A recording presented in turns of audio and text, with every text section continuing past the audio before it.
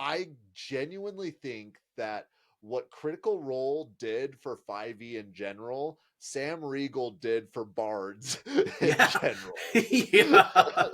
Yeah, that you're more right than you could possibly know. Now see DMs who are like, don't you dare sing in real life in my game if you're going to play a bard. Don't you dare play a horny bard. Don't you do it. I genuinely think it was a mistake for Wizards of the Coast to not pay homage to this story, to Scanlan in general, in the 2024 rules. Dragonclaw, wing and scale. Come now, let's examine a tale of the greatest beast ever considered. Another episode of Big Flying Lizards.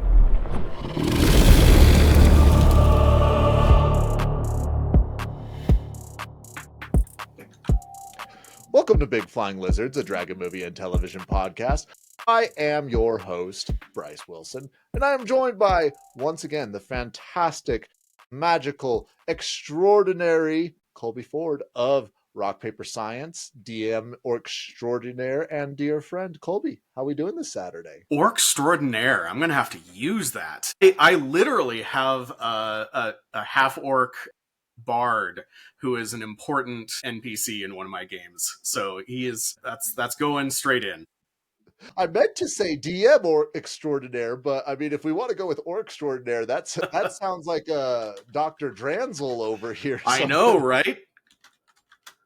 Dr. Dre over here. Nana, it has been too long. We've got Nana in the house. Nana, I have missed you. We have you here. Thank you for joining as we talk Legends of Vox Machina. And Colby, I might be getting ahead of myself here when saying we got three episodes ahead of ourselves that are packed. Yes. I There's mean, a lot. One word. Scambo. Exactly.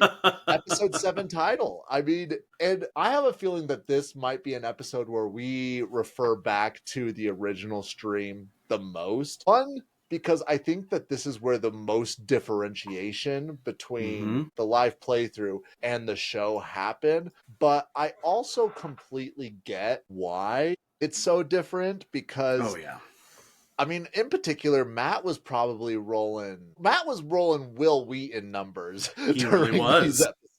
He really was. This is one of those times where the dice decided to tell a story. Yes. And it was epic. I love that. That's why we play. Exactly. I was recently on an episode, and I'm going to do a shameless plug here. I was on an episode of Sidekicks and Side Quests, and first of all, go check out. He does an amazing job over there. It's a really fun show where he interviews people, talks about their experience playing D&D, and then you actually get to make a character live on the show. There were several times he's like, hey, would you like to re-roll? It doesn't really seem to make sense. And I mean, Colby, I know that it's disappointing to roll poorly or to roll in ways that doesn't, but I am a firm believer of like the dice tell a story, and if we can emulate Travis or Sam, sometimes those failures are more fun than the successes. And yeah. So like the dice like to tell a story, and it's just up to us as players and as GMs to decide if it's the story we want. I don't think we should let the dice rule our lives or tell a crappy story, but I feel like it's usually 99% of the time it's just a matter of creativity if something crazy happens. So yeah, I like, if no other advice to people, just go with it. Go with whatever happens. You'll have a better time. I will say I do have a pair of dice, and my party will be the first to tell you that they are bloodthirsty dice. They are dice that desire player characters' blood. I know that they're not necessarily creatures that are in 5e universe, but I had my campaign go up against a pack of Skaven, and I rolled, I think, a total of 26 natural 20s during the duration of that. And there were players going down quite a bit. Revivify was cast twice during that fight.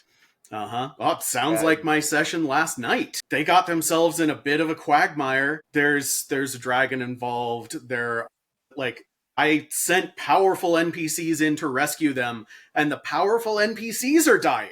And we're not even done yet. The combat lasted all session, and it's like, there goes my plans, but I'm in for whatever's going to happen here. Well, Colby, funny, like something that again, like, and I mentioned this on sidekicks and side quests. Something that you implemented in our home games that I've taken into my own home games is you had your squirrel. I've Yes. got this little stone dragon right here that I just Mhm. place out, and when I do so, it means blood's coming out. Like, no, the Yeah. dice tell, like, there's no fudging the dice because, like, let's be real, any DM that doesn't fudge their dice either A, are assholes, or B, hate their players. So here's the thing. Because I run mostly online, my dice rolls Oh, are 100% public, and a lot of the time that actually means my games end up brutal. Because I can't, like, stop and say, I would rather this not happen. see, that's the downside, because I do know that I think I mean, there were several instances when we were playing over COVID when, and again, like, maybe Colby, guys, I know I just said that DMs that Colby is not an asshole. I will say Colby maybe sometimes will enjoy the bloodlust of, like, Yeah. yes, I love the blood of my player characters Yeah. running through. Yeah. Because even though, Genuinely. like, I know, as a DM, I will say, like, yes, you want to make sure that your players have a good time, but at the same, Mm-hmm. and again, I know we've had this conversation before, but it is so nice and so satisfying to see your players actually strategically trying to go in and be like, Yeah. okay, no, I need to do this so that they'll do this, rather than just Yep. Vox Yep. Machining it and just running in Yep. there. Because I mean, it's more exciting when you actually see your players doing and trying to Oh, yeah. strategize throughout a fight, rather than just like, all right, I'm just going to cast fireball everywhere. And Yeah. Yeah, absolutely. And it genuinely is a hard thing to keep that energy up. But I mean, so the thing I'll say for new DMs, and this is actually kind of a Matt Colville thing that he talks about all the time. If you're a new DM, a lot of the time, what you're going to, the way you're going to shoot yourself in the foot is not through your prep or anything like that. It's by misunderstanding what playing the game should look like. If you've got your players upset, terrified, if they are upset in a way that they're not enjoying the game, obviously stop. But like, if you're right, if they're strategizing, if they're coming up with plans, if they're a little bit desperate and they're like, well, what if we let this guy die? He's got a backup character anyway. That is playing the game. Don't let yourself chicken out of that. That makes for campaign defining moments. well, Yeah. something that I always point to in media, I'd say easily one of the most epic moments in at least fantasy movie history, if not movie history, is when Theoden and Aragorn are riding out of Helm's Deep and they're just slashing the orcs. It's Yeah. all odds are against them. And then you see Gandalf come over and it's the charge. And that's easily one of the best shots. Like, it's Yeah. so epic. And one, it's so epic because it's so beautifully shot and done and edited in that part, but also just the emotional weight that's behind it in a story where you're just watching the good guys just get pounded and attacked. And it just seems like all hope is lost. And again, it's not exactly, this isn't a moment of strategy, but it's, you want to put your players in a moments where they are on the brink of, like, hey, there's nothing else we can do. And again, I feel like this is just going to keep popping up when I'm talking about D&D or when I just talk about storytelling in general.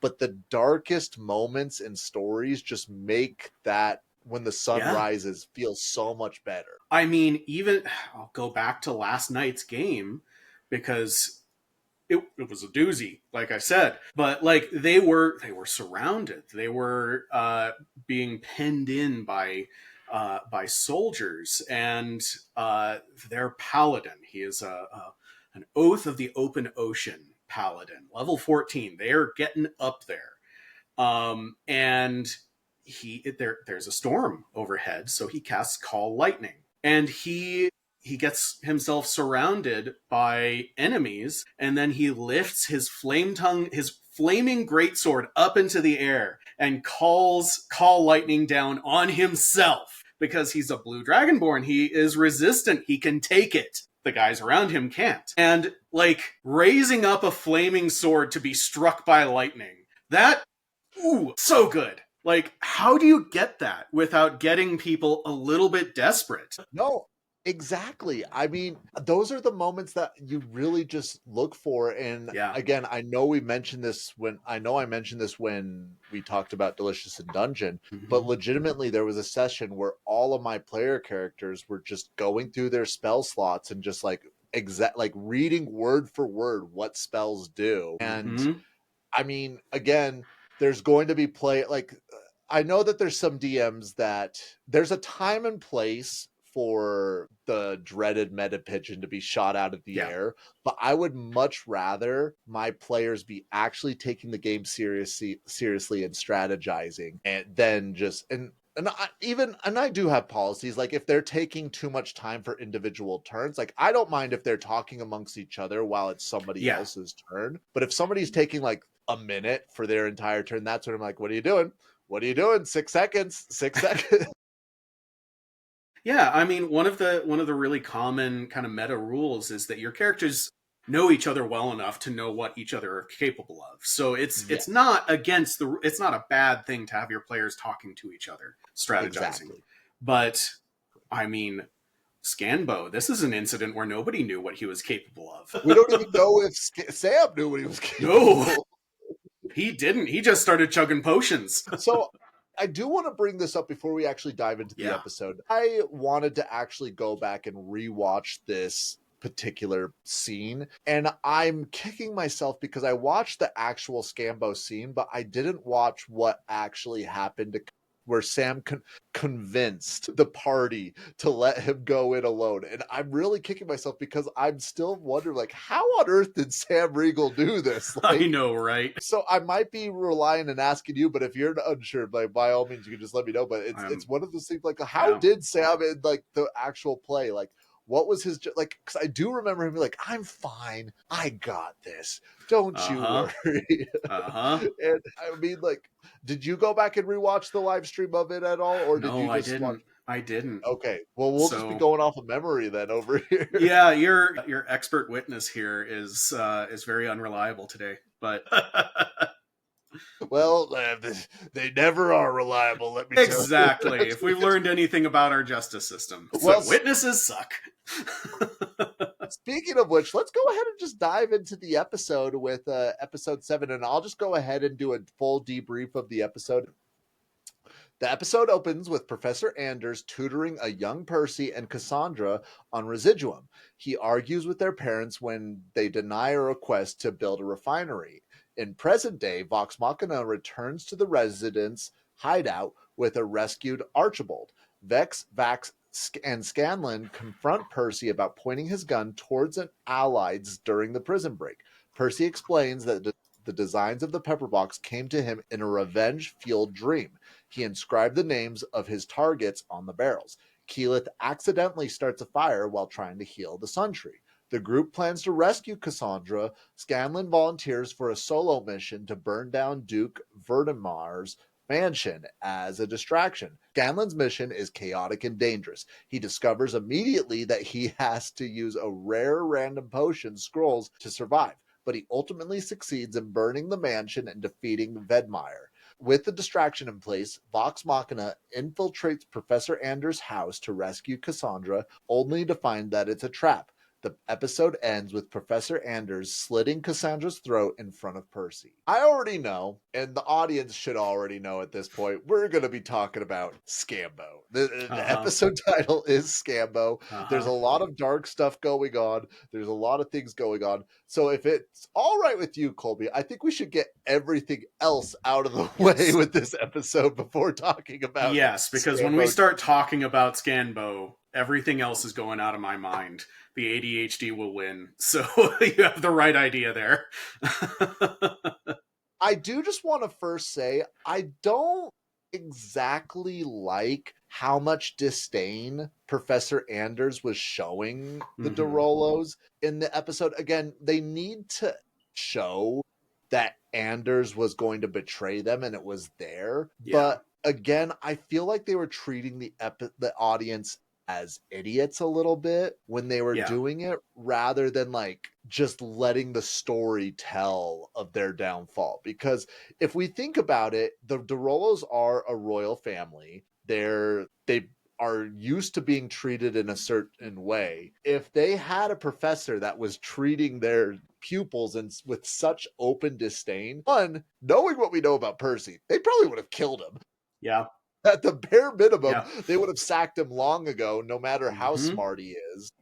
Mhm. I just, to me, it just always rubbed me the wrong way of just how much disdain he showed the Derolos, especially when Yeah. we do the live playthrough. Percy had almost fond memories of Yeah. Professor Anders before he betrayed him. Yeah, I think again it comes down to the density of storytelling that they had to accomplish here. You know, they don't want to confuse the audience and be like, "Wait, I thought this guy was a friend." I think there are other ways they could have done that. I think the like exposition heavy scene that we got is probably my least favorite part of this episode. Again, because it does feel like a scene that exists for exposition. I think that, you know, if they had had a little more time, that could have been a scene less to say, here's the guy who's going to betray them. Here's what he knows. And here, you know, that could have been accomplished somewhere else. I would have liked to see that kind of scene focus in more on the relationship between Percy and Cassandra, because I don't feel like Cassandra ever really had the weight that she kind of should have in this show. And we get just a touch of that, like the annoying little sister, but we also find out and to an extent already know that some other, you know, things get more complicated than that. We have that brief flash, I forget in what episode, I don't think it's this one, but we get a brief flash of the two of them together being tortured by the Derolos and by their people. So we know that their relationship is very fraught. I would have preferred to focus on that. And well, and I think it just comes down to, and again, I feel like this is another message that's just going to keep popping up in all. They really should have tried to shoot for a 24 episode season. yes. Like, I think like this particular story arc, and especially, I mean, the Chroma Conclave, with how much time is covered in it, they easily could have done 24 episode seasons in those. Easily. And especially just where we see everything now, it's easy to see that they could have financially afforded it, but Yeah. it definitely would have been a risk. And again, we have to remind ourselves that when these shows were being developed, this was literally started as a crowd-funded Yes. project. So it's hard for us to like, they didn't know how successful this was going to be. But at the same time, there's a part of me that just wishes that, I mean, especially with just the success that Critical Role had for itself, they should have at least had some insight of like, if that many people are willing to watch them play for 3, sometimes 5 hours, they're easily going to be willing to watch an animated series of it. Yeah. Again, like, I can't complain too much because I'm just happy that we were able to get an animated series in general. But especially with how much information is there could have been a full episode just dedicated to a flashback to the Derolos. Absolutely. Yeah, and you unlocked the hyperfixation here, but I miss in many ways the TV of like the 90s, early 2000s. And that's going to sound like it's mostly a nostalgia thing, and that's there. But think of the X-Files, think of Supernatural, Monster of the Week style shows. They accomplish a lot more character building by putting the characters in more situations and giving you more of that nuance. And a D&D based show, that's something that you absolutely could find enough material to do a Monster of the Week kind of thing where the meta plot arc advances more slowly. And I really wish they had done something like that, because again, the I'll say it again a different way. I mean, the standard of we get 8 to 12 episodes of anything these days does make for really impactful TV. I'm halfway through the last episode of Task, which is very short and such a beautiful show. But I would love to just spend more time with lower stakes with the same characters and see who they are when the guns aren't out. Well, it's funny that you say that because I just did a quick look up and I'm not seeing one for campaign 1, but for campaign 2, there was 141 different monsters or different creatures that they were able to fight against. And sure, like you don't want to have one that's just up against like a goblin or I was going to say a zombie horde, but I'd love a zombie horde. Yeah. But honestly, I can't think of a monster in the monster manual that wouldn't work well that way. Of course, there's legal problems with that. maybe a kitten, but you fight this kitten, and then the rest of the episode is why? No, I don't want to. It's a kitten. but it's the buddy from Monty Python.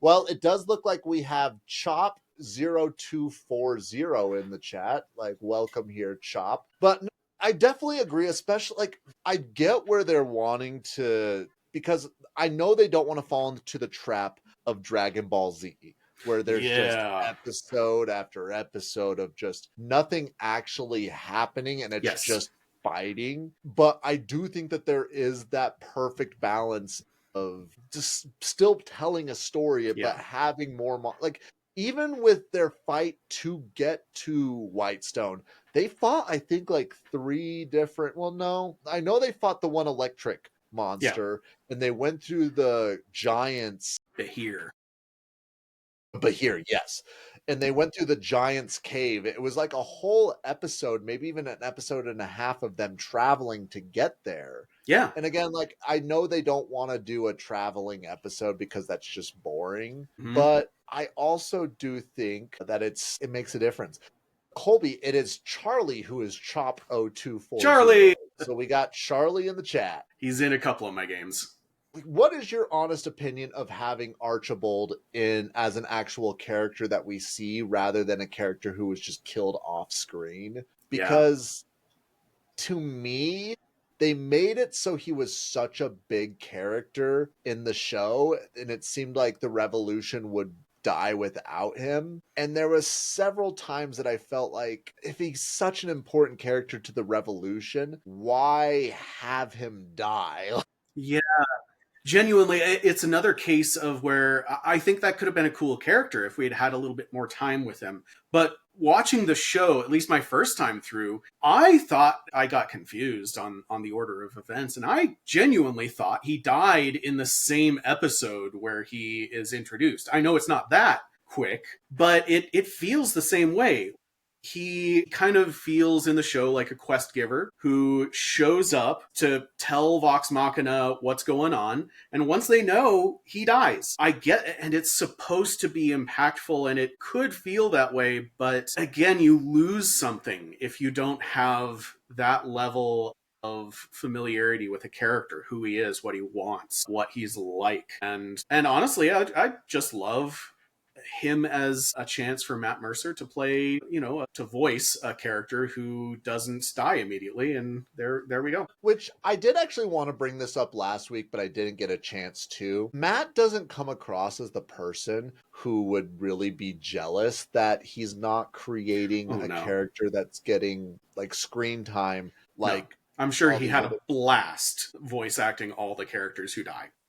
Oh, I'm sure he has a great time with it.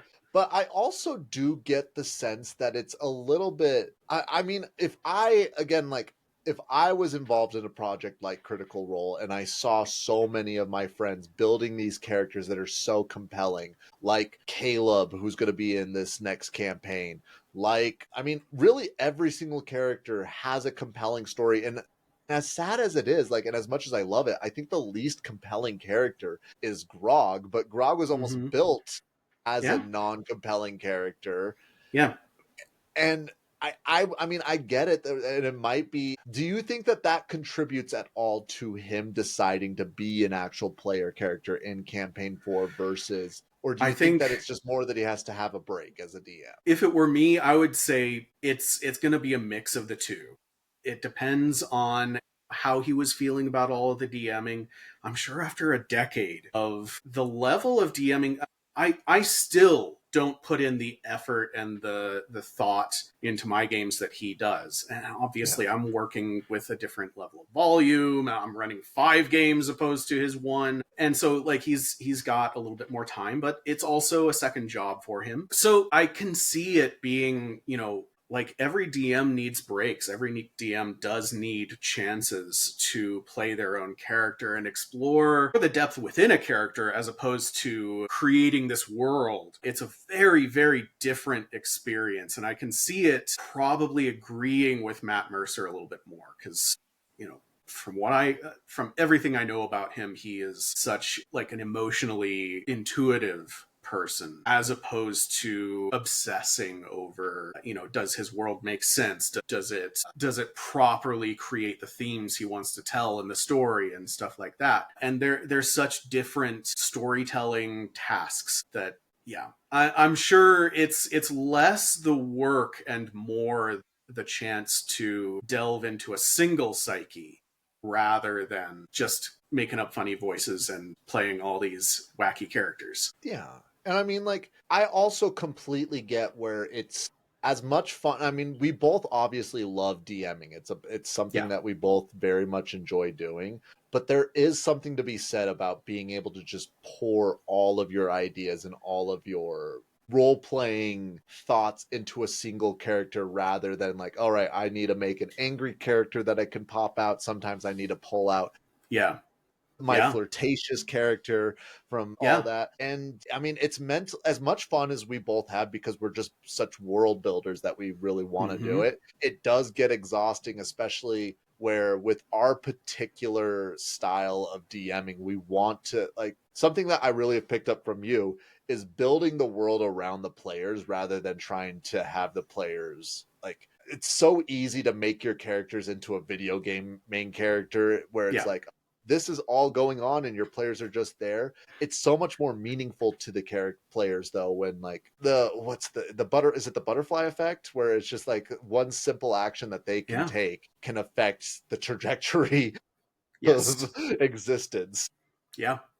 Yeah, absolutely. I mean, the thing that I try to tell myself at the beginning of every session, whether we're going into a full session combat or something, or heavy negotiation, role play, politics, that kind of stuff. The thing I keep trying to remind myself is just don't get stuck on the world building on your prep. Make it matter. Whatever happens, make it matter. Otherwise, all you're creating for your players is a treadmill. And to an extent, we all know it's a treadmill. We all know how artificial it is. But the magic only happens when there's enough there for you to latch onto and start to feel like it's real. And making it matter really often means abandoning ideas I had thought of and doing the old DM trick of somebody saying, no, don't tell Colby that. You'll give him ideas. Players, I'm gonna look straight into my camera. You're right. There are things you shouldn't tell me. I know where they live. I know where they sleep. Nothing is safe and nothing is sacred. Did that attract you, Vivi? Nothing sacred? I need to see. Well, no, you're absolutely right. And I really do quite enjoy just like the main things that I do for prep is I go back and look at everybody's backstories and see, okay, what would make the most sense, especially if I don't want to say downtime, but in between players actually having a storyline quest that they're following that's following an individual player, or if they're doing a quest that's more of a broad stroke, like what could I introduce that could have the players more personally invested? Yes. For example, right now, in my current campaign, there's one party member who's their cleric who is they're trying to rescue this dirty cop that's been helping them out. who was kidnapped by one of the archdevils in the Nine Hells, well, one of his henchmen, and they're trying to get to him before they actually get to the Nine Hells prison. And little do they know, I mean, if they're listening to this, they might get spoiled. But little do they know that one of these people that is kidnapped this person has very, very close ties to this cleric's parents. And this cleric's parents died in a horrific, gruesome way. Yes. Again, the most dangerous occupation in the world in D&D is a player character's parents. Parent of an adventurer. Yeah. 100% mortality rate. No one has a happy childhood. No, but and it's just ways that I can, any way that I can find a way to tie it in, I try to do so. And it's oftentimes that struggle of like, okay, how do I make it so it is that compelling to the player? Because I don't want them to feel like, oh, this is just a filler quest in Skyrim where I need to go assassinate this person or rescue these cows or over here. Like, the world needs to mean something, and also like your actions in this world need to mean something as well. Yeah, absolutely. Well, and I have to echo what you said. Again, if you're watching this and you want to be better as a DM, I mean, I'm sure there are plenty of people who know shit that I don't. But the thing that I feel like I have gotten really good at and makes me as good as I am at running D&D and other games is just realizing that all this really is, all the stories need to be, is taking a detail from one player character. Okay, so you've got a tragic childhood. Completely separate, unrelated detail from another character. You have a beloved family member. What if beloved family member was the target of the revenge? Now we've got a super compelling story. And so really, it's just a matter of like, what if this thing from this story could be the same as this thing from this story? What are you going to do with that, players? That's literally it. That's all I do. That and a lot of graphic design and making visuals for Roll20, because again, mostly running online, so the computer stuff is what really takes up the hours for me. Yeah. I mean, as it always is with our passions. Before we move on, Charlie did say Colby kills me a lot. I do have a history of killing Charlie's characters. I really do. He's not wrong. Charlie, I can relate. I can relate, buddy. There's one character that he played in a non-D&D system where he actually made an attack with surprise on someone. He was taking the first swing. He was not playing fair. He died during his own attack. So if you want that to be a thing that can happen, try out the Blade Runner RPG. Do you want to die during your own sneak attacks? We have the game for you. Check out Blade Runner. Well, speaking of Blade and running across things, I do want to touch on Cassandra's throat getting slit over here. Oh God, yeah. Like, again, I love how dark this episode gets, but to me, it also it feels so weird to me that this show goes so dark, but that at the same time it has, and again, I know you like a lot of the fun, this more silly humor, but it does seem like even in this episode, it does have this like childish humor, but again, goes so dark. And maybe I'm pearl clutching, but I don't think any children should be watching this show. I mean, you all know Bryce. You know how he does tend to say, "Think of the children." Fuck them kids, but no, but I think you're right that they're again. Just I think I'm going to keep coming back and just blaming the density of the storytelling, the fact that we didn't get 24 episodes. Understandable in this first season. I think it's more of a sin in seasons 2 and 3 that they didn't give us 24 episodes. But again, you don't have to have those tonal mismatches. You could have had a whole extra episode. You could show Cassandra getting her throat cut the end of the episode there. Next episode, focus on her and Percy's relationship. Show us why she matters before you just have somebody come over and heal her. Yeah. And like, again, I like the nods that they give to, the fact that, when Matt Mercer runs situations where somebody has died, he has his own systems to make sure that it's not just, oh, I cast Revivify. He has his own systems to make sure it's more dangerous than just like, oh, I'll Revivify him in 9 turns before Revivify stops working on him, or something like that. Which I think is good, and I like how the show nods to that, but I would rather we spend the time that we have understanding the characters and why we should feel this way rather than she's dead. And when I was watching this, I was genuinely like, okay, so we're gonna see one of two things. Either she's going to be healed and revivified immediately, or she will end up having been like a different person with an illusion over them, so that Anders could cut her throat and shock Percy. But as it is, I think it's it's an impactful scene, but it could be a whole lot better if we had that time, and also if we had, I think to a certain extent, if Anders' plan in that situation had made any sense at all.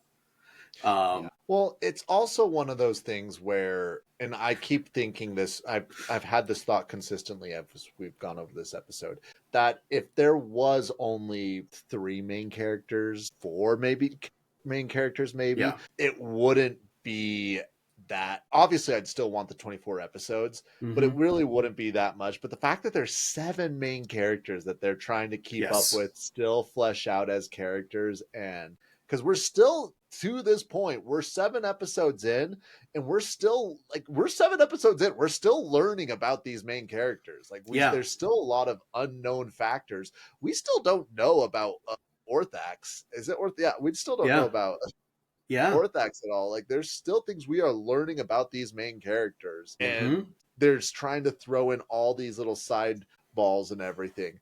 But I do just have to highlight this comment real quick because it's too good. Nana says, maybe we could ask Bad Dragon to sponsor an anal bead pearl necklace for Bryce to clutch. Thank you, Nana Vagar, for reaching for the potty humor I love. All right, Bad Dragon, you heard what Nana asked for. I will wear it every episode in every reel. I mean, a Bad Dragon sponsorship would just be so perfect for your podcasts. Get on it, guys. I have reached out to the CEO several times if he wants to be on the podcast. For some reason, he hasn't gotten back to me, but we'll see. Well, real quick, Colby. I shouldn't say real quick. Colby, is it time? Is it time for us to go Scambo, or do you want to go? Have one more thing. One more thing. I can understand why this got cut from the animated show. I can understand maybe Matt Mercer wanted to keep things a little bit more. Maybe it didn't work with the mood of the scene. But Keyleth communing with the Sun Tree, the amount of sadness I felt when the Sun Tree didn't respond, hey, Keyleth. Well, and especially when they're not afraid of going silly in this show. Yeah. I completely agree. Some of Matt Mercer's best characters are plants. Henry Crabgrass, for God's sake. Justice for Henry Crab. Well, yeah.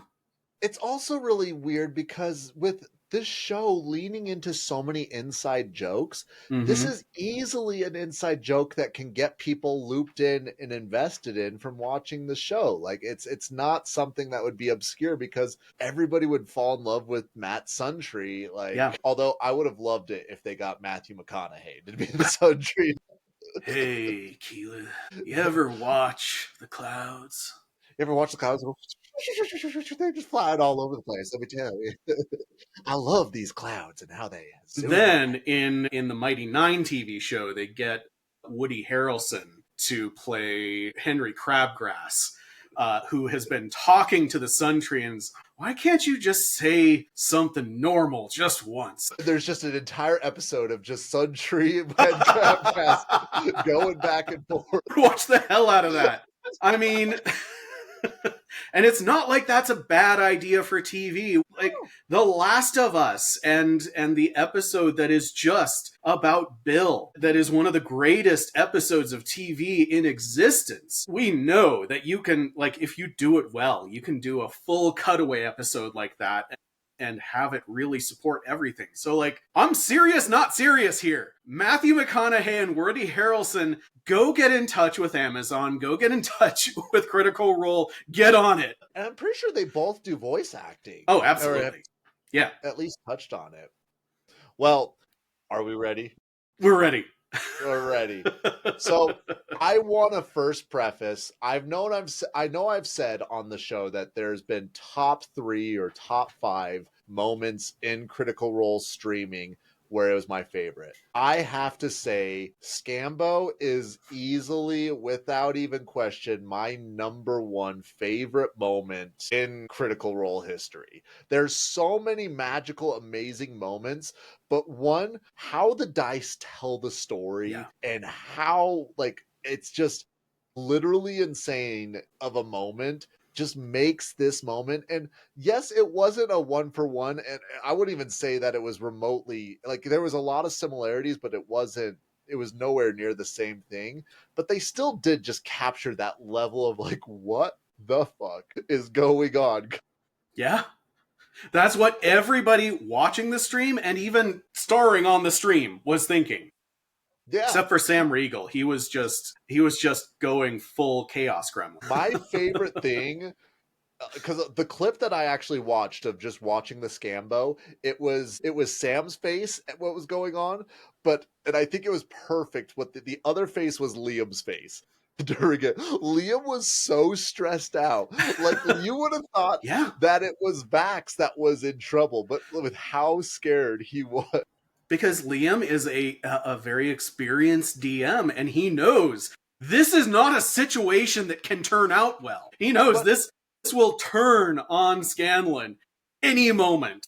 Now, for context, for those of you that for whatever reason haven't watched the episode, or haven't watched the stream, or didn't hear my recap at the beginning, Scanlan the Bard, which bards are support characters. Like, I think there's only one subclass that's even, like, remotely an attack, but even then, it's definitely more of the subclass, is going in and trying to take out a Goliath fighter and his minions in a house alone, no backup, while everybody else, all 5 other people that are there, are going to attack a professor who is more magic based. Absolutely bonkers.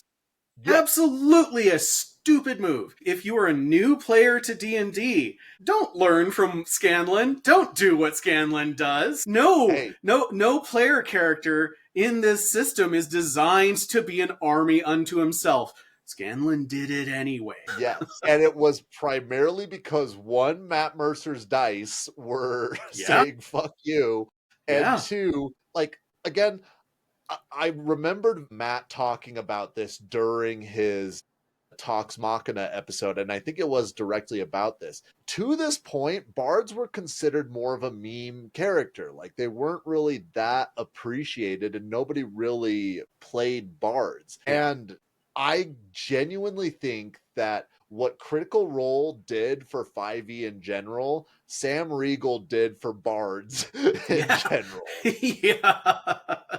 Yeah, absolutely. That you're more right than you could possibly know. Even down to the like more negative backlash. You'll now see DMs who are like, "Don't you dare sing in real life in my game if you're gonna play a bard. Don't you dare play a horny bard. Don't you do it. I know we all love Scanlan."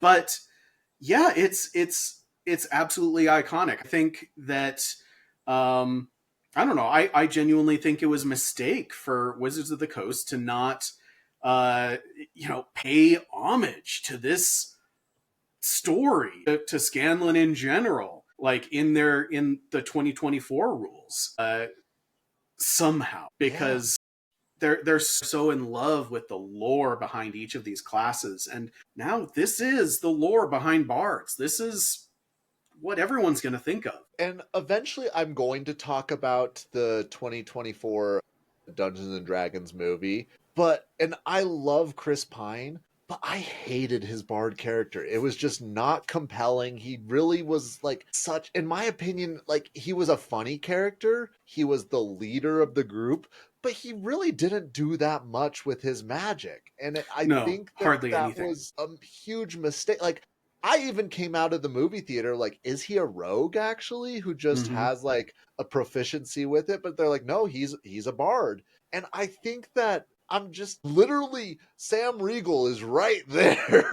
And I'm not even saying Sam Riegel play it, but like just doing a fraction of what Sam Riegel did as Scanlan, could you easily base, and again, like even in real life, and again, not to get all philosophical or anything, and we'll eventually talk about the Triceratops, but I think that in real life, music is like the closest thing to magic that we actually experience. Like Mhm. music can change moods, music can change just like your outlook on life. Like I have definitely been in situations where my entire day has changed just from listening to a song. And like you don't even get that sense of magic in the movie of D&D with this bard. And I think it's Mhm. such a mistake because to me it's one of the most realistic forms of magic that D&D has a system around. Yeah.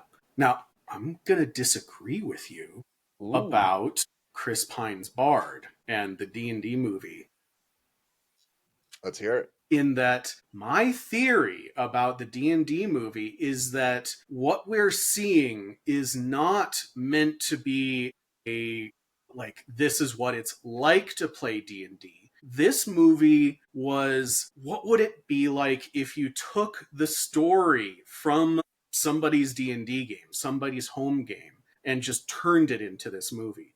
What do you get? You get a bard that doesn't do magic really, because that is, we all know that kind of player.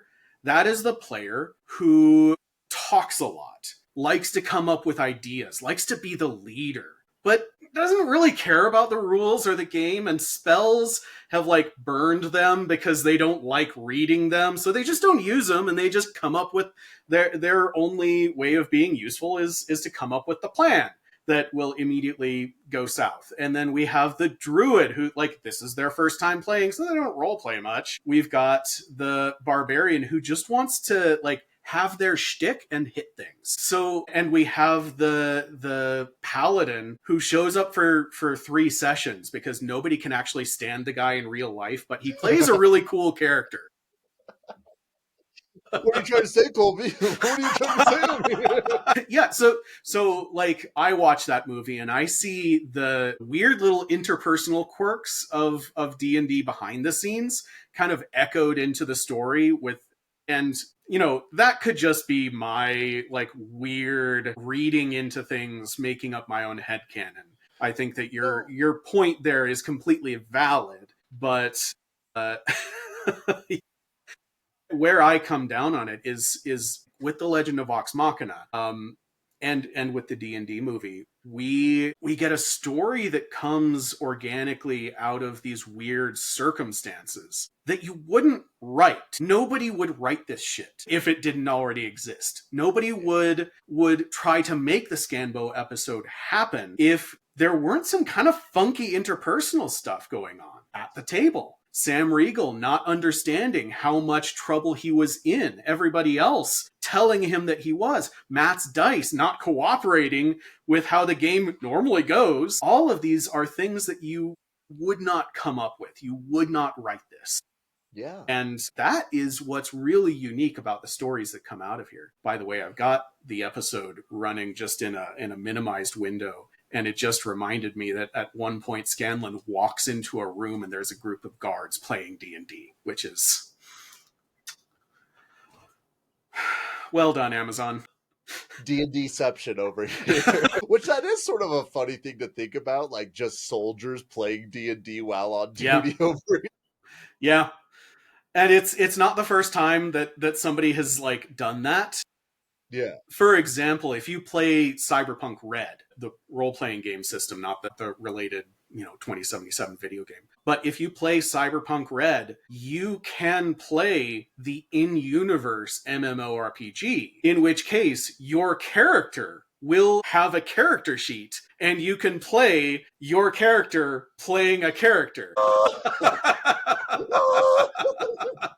What is real life? Which is something I desperately want to do one time.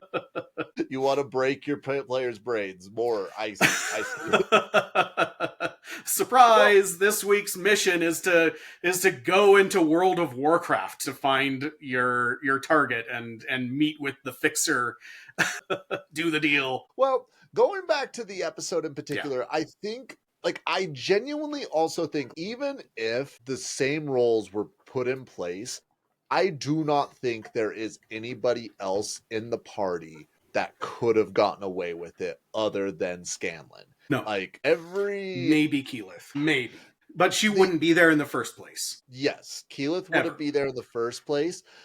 And I even, like, go back and forth on Keyleth, because a big reason that Sam was able to get away with that was his deception rolls that he was rolling in there, because he was also faking players out and doing that. And yes, Keyleth could keep on using wild shape, but eventually she would have just gotten swarmed. And if it was also a one-on-one versus her and Duke Vedmeyer, like, I'm sorry, like, I know people want to say that Keyleth would win that, but Duke Vedmeyer is a Goliath fighter. He could have action surged. He could have, like, I don't see that happening.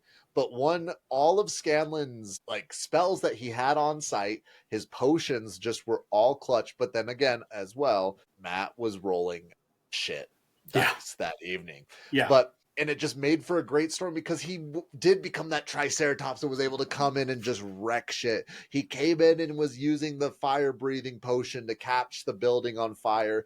And then, like, I love that Scanlan's iconic spell is Big B's hand. Like, that just, like, and even in this show, it seems like Big B's hand is the only spell that he seems to, like, consistently catch. Everything else seems to be a scroll or a potion. But Big B's hand is like, no, this is Scanlan. That and Lightning Bolt from his crotch. Yes. Scanlan has 2 actual spells, Lightning Bolt from his crotch and Scanlan's hand, which are very, very iconic. I think that was probably a moment where they had several meetings with legal trying to figure out how distinct do we need to make this before Wizards of the Coast, Hasbro, are going to come for us over Big B's hand. And I would hope they wouldn't. I would hope they wouldn't go after Amazon in Critical Role, but still. Which I'm going to say this, and I don't know how many people are going to agree with me. I don't know how your thoughts are going to be.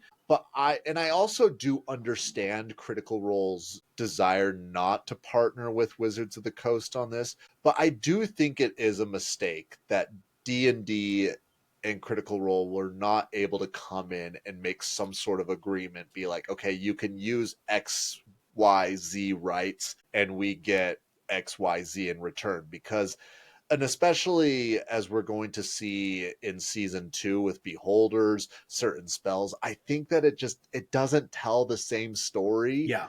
And it's not the end of the world, but it makes a difference. It makes it really does. it not as compelling as it was during the live play.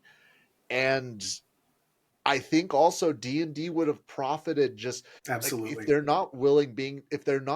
if they weren't so greedy and want, because I'm sure that there was at least a conversation. Like, I'd be surprised if there wasn't a conversation. Well, my expectation, honestly, is that it wasn't Hasbro or Wizards of the Coast saying no, or they were the ones saying no, but not because of our rights, but because of the Gygax estate. The Gygax estate is quite litigious and will try to fight people over, like, Big B, Mordenkainen, stuff like that. Hasbro, I'm sure, has established agreements over those things so that they can use those names in publication, but I'm sure they didn't want, honestly, Gary Gygax's, some of his family are not much better than he was in life. We can love him for what he created, but he wasn't an awesome person.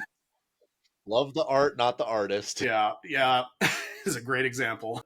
No, and that is unfortunate, and I just have to remind myself. And again, like I'm happy with what I know that there's been a lot of bashing. That's again just Hmm. things that I would love to tweak. And Yeah. You can't talk about something you love without seeing, the flaws and where you think it could be better. I exactly. think that the fact that we are ragging on the best episode so hard should tell the audience how much we care about this. This is a Exactly. story that, could be better. You could see even more of the craziness that this event was. Yeah.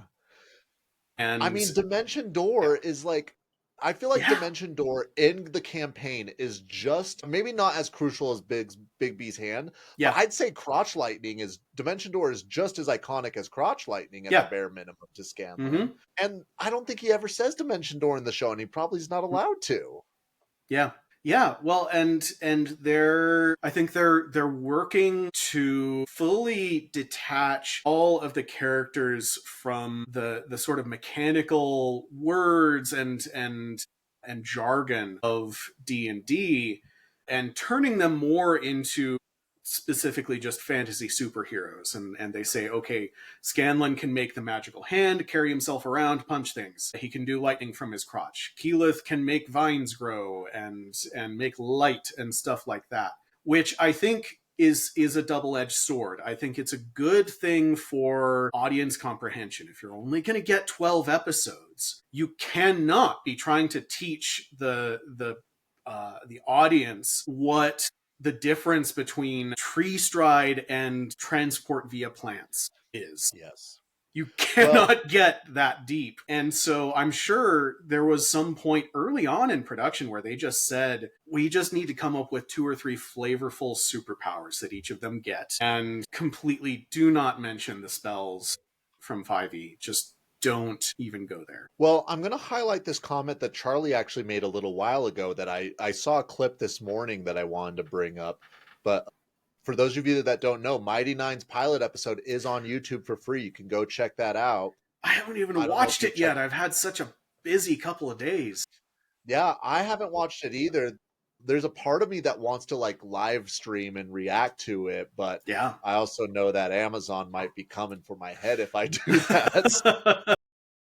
So we'll see. But what something is that I'm excited to see is Caleb does, I should say it is Caleb, but Liam did such a great job at personalizing the magic to Caleb. And he's Yes. like, and don't get me wrong, it did get obnoxious sometimes with how much detail he had put into it because it'd make Yeah. his turns like 10 minutes long. But he'd be like, he would be doing all these hand gestures. He'd pull out ingredients and be like whipping it around and everything. And I'm just so excited to see how they actually portray that in the Mighty Nine because Yeah. it's so different from what we've seen so far. Yeah. Because at this point, it's Scanlan's hand, Yeah, exactly. or it's Keyleth literally just like smashing her staff and like light Mm-hmm. and spells going on. So it's so interesting, especially because I love how D&D classifies the different types of spellcasters and how they're all so unique, where Yes. bards obviously take their magic from music and performance, and it's just like the world's wavelength. Druids take it from nature. Sorcerers were just freaks that are and mutants born with it. And clerics get their magic from gods, and warlocks make deals with the devils. But wizards are literally like the closest thing. Like Yeah, wizards and artificers are more alike than people realize, in my opinion. Like they're absolutely. They're both the I learned to do this the hard way yes. classes. They do different things, but they both have that flavor of no, I'm not special. I just figured it out with time and effort. I literally smashed my head into a textbook until I was able to do this. And I discovered that my own blood was a resource I needed to use for a spell. Yeah, and that brings us into other lore and stories around wizards which works so well, like the Dresden Files. That's one of my favorite fantasy series. I haven't watched the show, heard it's decent, but that gives a lot of flavor. You know, Harry Dresden is a wizard, and his power only comes from what he knows, what he can do with the right circumstances and the right materials. And Caleb absolutely taps into that by saying, you know, I learned this trick that you can use with a bit of copper wire and the right words. It's absolutely fantastic. And that's honestly the feel that I wish could be attainable more often. I think even 5e, as complicated as it is, still feels like your character has a few specific like superhero flavored powers that you're going to use over and over and over. And a lot of, you know, all the spells are there to give you choice and the ability to make something unique. But we all know as a player, you're going to pick a thing that your character does, or 3 or 4 or 5 things that your character does, and you're going to stick to it. So yeah, it works, but it also, you're right, depersonalizes some of these things. And I don't know, again, over and over and over, I'm just going to say the show is fantastic, but feels rushed and oversimplified. I think that's the part that I'm the most excited for the Mighty Nine. Even though, and I've said it before, I'll say it again, Campaign 1 is still my favorite of the campaigns that are out there. It's just, one, it's the level of love, like, not to say that they don't love the game back then, but it still feels like a game for most of to them. Like, even if you go back and, like, when I was rewatching this, they're like, what are you doing? Like, Sam, what are you doing? You can't do that. Except for Travis. Travis is like, hey, you can stay there a little longer. You can. Travis is like, oh, I love Travis. Mm-hmm. Travis speaks to me on such a personal level sometimes. But we do need to move on to the other episodes. But I did want to bring up that, again, Bigby's hand was just such a clutch thing in this episode. And I did love that he flipped him off and then started like sword fighting. Like, did not happen at all, in case y'all were wondering. No, but it's what would have happened if they had thought of it. Exactly. Like, just going in and just... Yeah. And eventually just pushing him off the roof, and like, again, just excellent storytelling. Like, it was such an amazing moment. It is such... I'm sad that Sam didn't get to do this line in the movie, and I get why, but also with how dark it gets with cutting Cassandra's throat, I don't see why it couldn't happen. But during this scene, Sam turns around and he's like, I'm gonna kill everyone in this motherfucking house. Like, and I'm just like, I wish that we would have seen like Scanlan go a little just power crazy, just like just like start doing a mad laughter of how insane this actually was. He was able to do that. I think that's like it's such a little thing, but again, like, it's just so encapsulates exactly what happened during this. It's even a really well-known named trope. If you go over to TV tropes, you'll find a long article about I can't remember the exact wording, but crouching dummy hidden badass is exactly what Scanlan is all throughout. Is a horny little himbo most of the time. He doesn't really care about anything other than attention and getting laid and cracking jokes, which, you know, obviously is building up to some things later on. But then when he really lets himself loose, you can see what he's capable of with all of these tools that are in the bard's toolkit.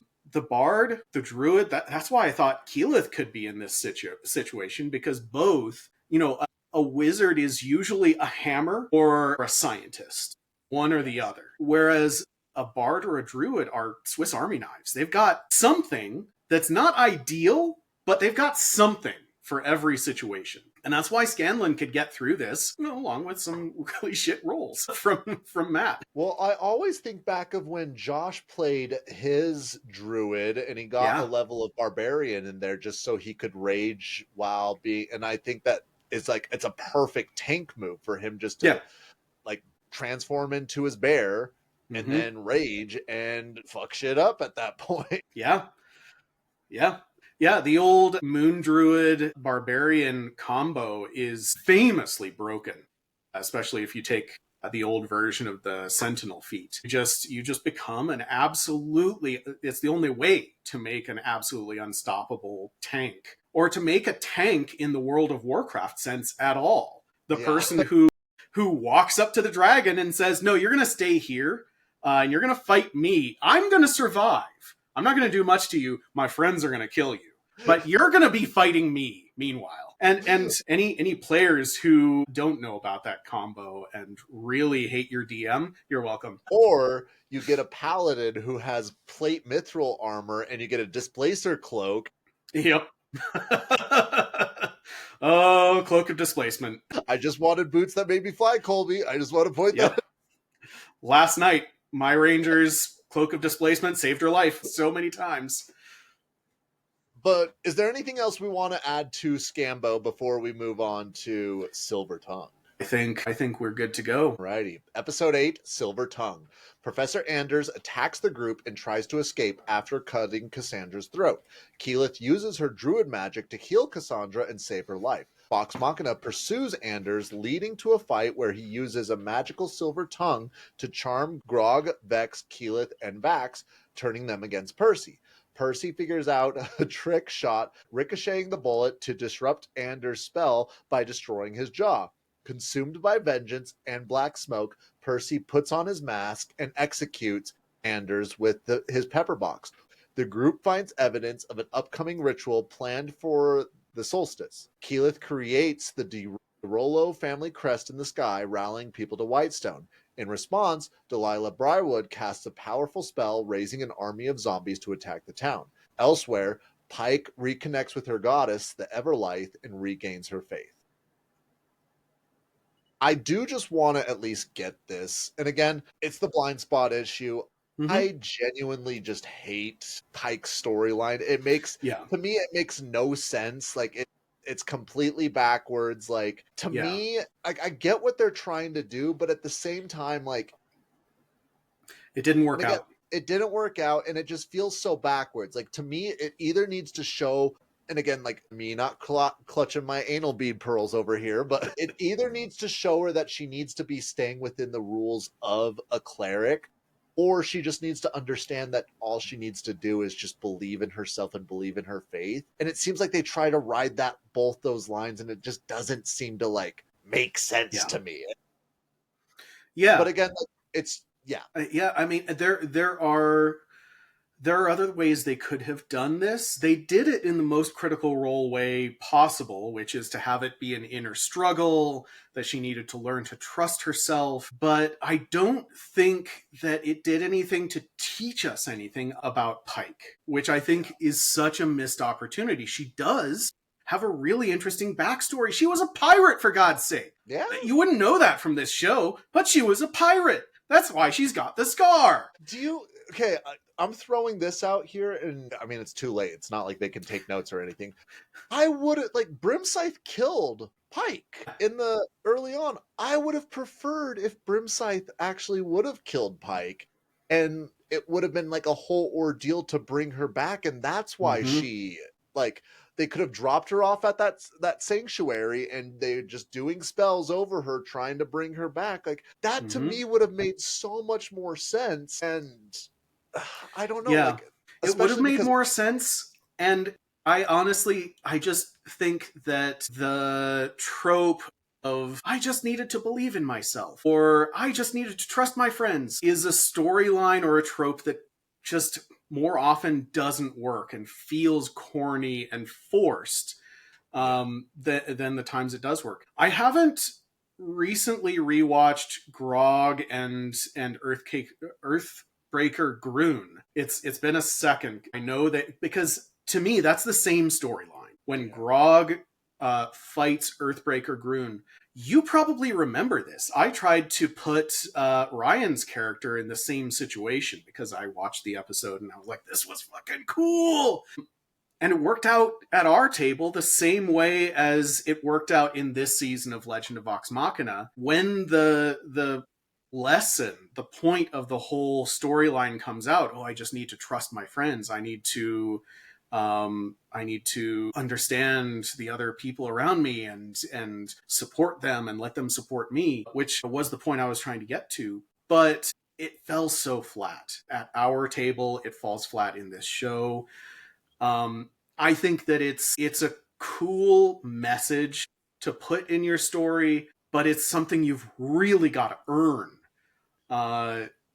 You can't just put somebody in a black void, have them beg for a while, and then have them show up to tell themselves, just trust yourself, it was you all along. Well, it's funny because I think of the clip that's viral of like Brandon Lee Mulligan saying like, what is the most powerful magic?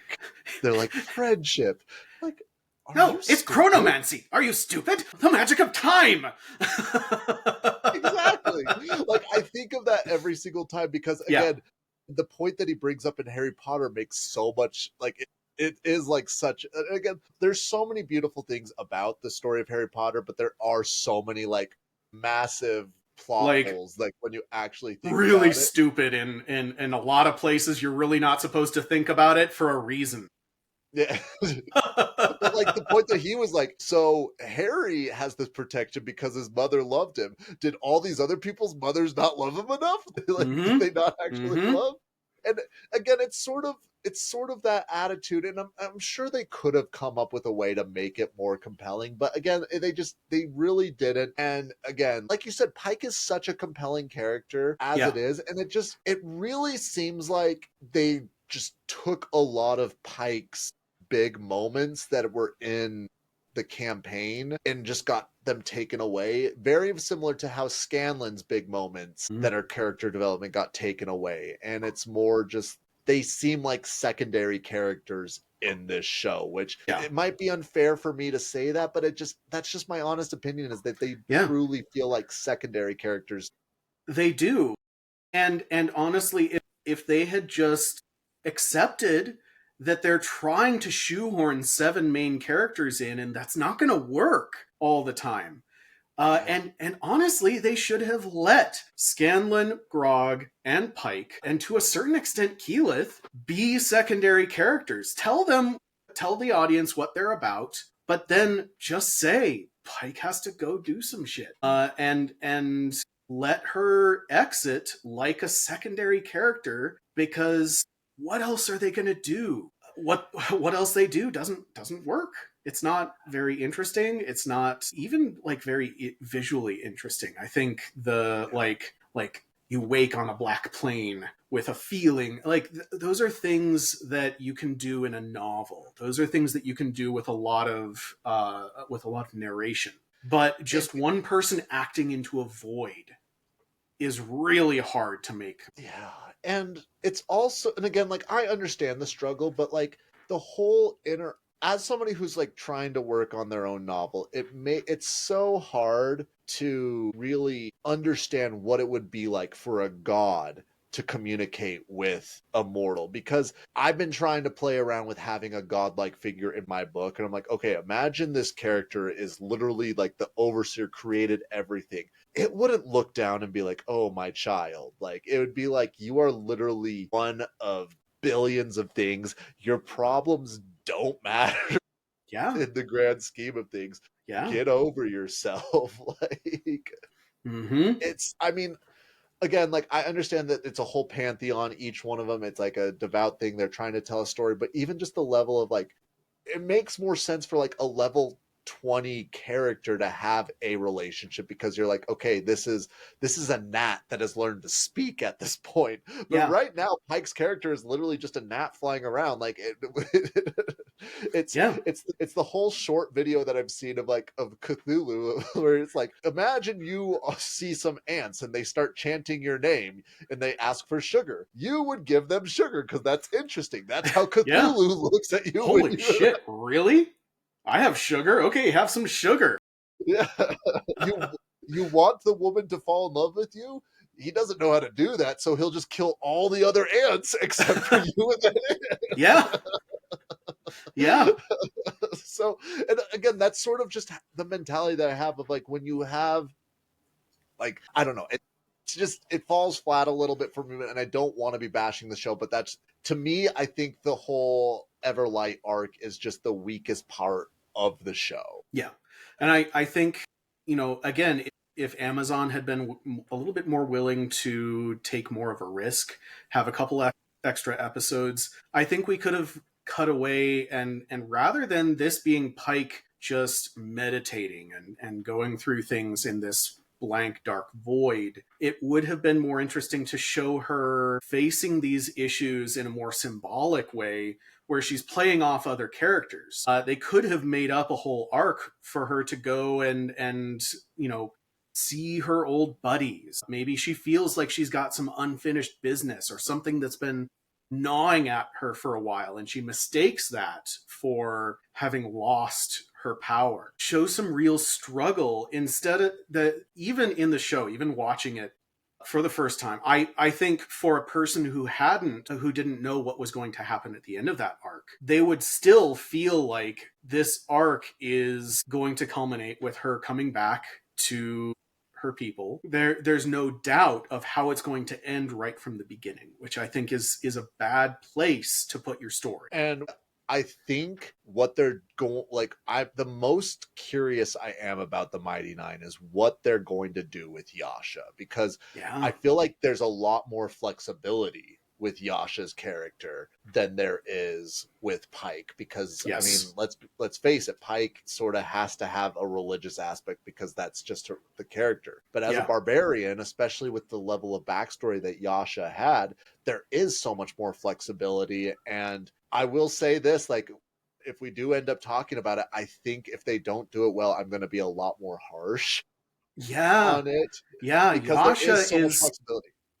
Yasha is one of my favorite parts of the Mighty Nine, and she's not the most in your face part by any means. When she's always going to fade into the background when there's a jester and a knot, and these bigger, bolder characters. But when you stop and look and consider Yasha's story, I think she's got one of the most compelling stories of the Mighty Nine. And you're right, I am ready to go guns blazing if these if that character in that story isn't given its due diligence and time and consideration. Which my hope is that they've learned from, because I might be wrong in saying this, but I have a feeling that campaign 2 might be the cast's favorite campaign that they've played. That seems to be the vibe that I've gotten from watching them, and how much they love the characters and what they've done with it. So I really think that they are going to take this season very seriously, and the fact that it's taken so long for them just tells me, okay, there must be a lot of discussions going behind the scenes to make this happen. Because I think this is actually worth bringing up right now. Their whole animated intro that they did for campaign 2 was what kicked off them wanting to do an animated series in the first place. They very publicly said that on Vox Machina, that they tested out their whole animated sequence, and I'll include a link in the bottom so you can check it out. Like, that's really what they're like, hey, if people really react to this and love this, okay, we can move on to the next step and get an animated TV show. Okay, we got this animated TV show. Let's start branching out and make this a whole media empire. Okay, let's... Well, and I genuinely think that's the high watermark of the community's excitement around Critical Role. Early on, it was this growing thing. They didn't really know how it was going to work, and they just maintained through the end of campaign 1, and everybody loved it. And then campaign 2, they rolled around, and their brand new partnerships with D&D Beyond, and starting to see how big this could get. And I remember I watched that intro over and over because the song is fantastic. The animation is fantastic. It is just, I don't think they have done better. It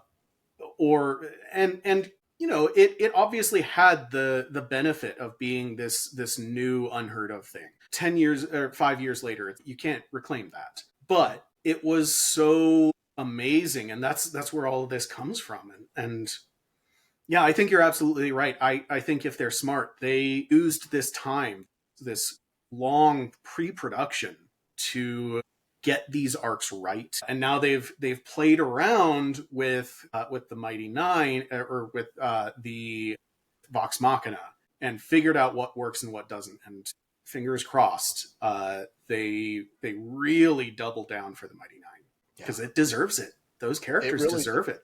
All of them. It really does. And as much as like it got annoying sometimes when they actually played, especially in the second half of the campaign, you could tell that they were trying to tell a story that would be adapted well for a TV show. And again, there's nothing wrong with that. Just to me, I'm curious to see how it actually translate out, because, and I think that that's something that's important for players to realize is like, yes, you want moments to be cinematic, but it's more important just to do what feels natural to you rather than trying to create a cinematic moment. Because you have to trust that the process will create those moments rather than trying to play up or pre-plan those moments. Yeah.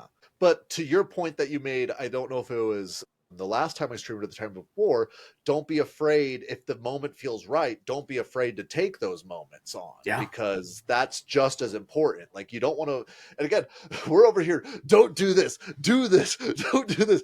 Just have fun. That's what D&D is all about. Yeah, honestly, those, when it feels like it's really mattering, like this is really cool, those are the times when you need to start, when you need to turn off that rules lawyer in your brain and stop worrying about how am I going to show that to my players? How am I going to balance that combat?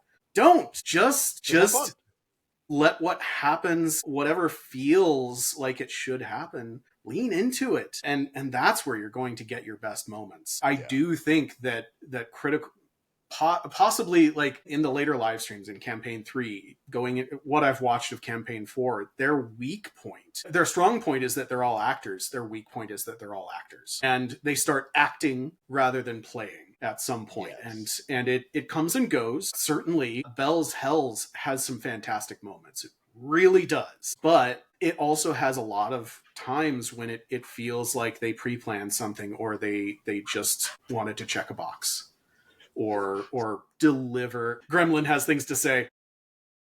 What is your thoughts on Bell's Hells, Ramsey? No, and I think that that's the part that's just so like disappointing to me. And again, like, I know I've mentioned this point before, but I think that's why I've gotten to the point where I prefer Legends of Evantris, because even though they've got hundreds and hundreds of hours of them playing, it still feels like just a bunch of friends yes-anding each other rather than trying to act out a story that they're trying to get produced. Because, and again, like, we can go around this subject all day. Yeah, well, I'm sure we'll repeat it on every subsequent episode.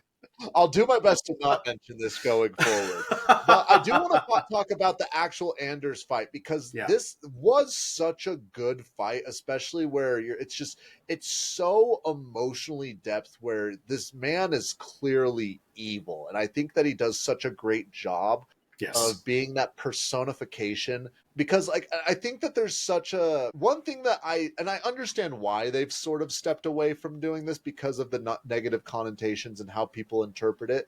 But there is something so satisfying about the evil scientist who's just so dedicated to pursuing their subject that they don't care about anything else but pursuing it. And they'll slit women's throats for their research. I get it why, because there is such an anti-science, like scientist view on people out there, and they don't want to criminalize scientists. But there's something is so satisfying about having just an unapologetically evil scientist who's willing to sacrifice everything for their work. Absolutely. Well, and they both mechanically and in terms of line delivery and stuff like that, shout out, I just love Stephen Root. I love everything that he's in. I love every character he plays. If you don't know who Stephen Root is, yes you do. He has so many iconic characters, and he always just disappears into them. And this giving him the silver tongue, the ability to charm anyone, that is how you make a really insidious and terrifying bad guy. The bad guy who can turn your own strengths against you is so effective. Well, not only that, but like some of the characters that like again, I know that anime is a lot more my thing, but there's one anime, Code Geass, that the main character's power, and then they call it the power of the kings, is like he can command a person to do anything that he wants. Like he can only do it once to one person, but if he makes eye contact with them, he can tell them what to do. And at the end of the show, he's viewed as such an evil villain because he's just got this like fascistic dictator-esque level, because he's literally just commanding people to just like at the end of the show, he's literally like, all right, my one command is be my slave. You do everything that I tell you. It's like the unlimited wishes genie sort of situation that he's doing. And there's something that is just so sinister of like, okay, my special power is I tell you what to do and you have to do it. There is nothing that you can do to fight against this. And it's really just, again, I know we were just we had mentioned that they should have just kept it before. I think that this would have been a great job of just showing how sinister before that he's so dedicated to his research that he's literally got magic to force the people around him to do what he wants to do. Yeah, and if I could change anything about this whole plot line, it's that I would like to have seen more of what he was about, what he wanted, what he planned to do with the residuum. I think that's a thread that's left dangling, really unfortunately.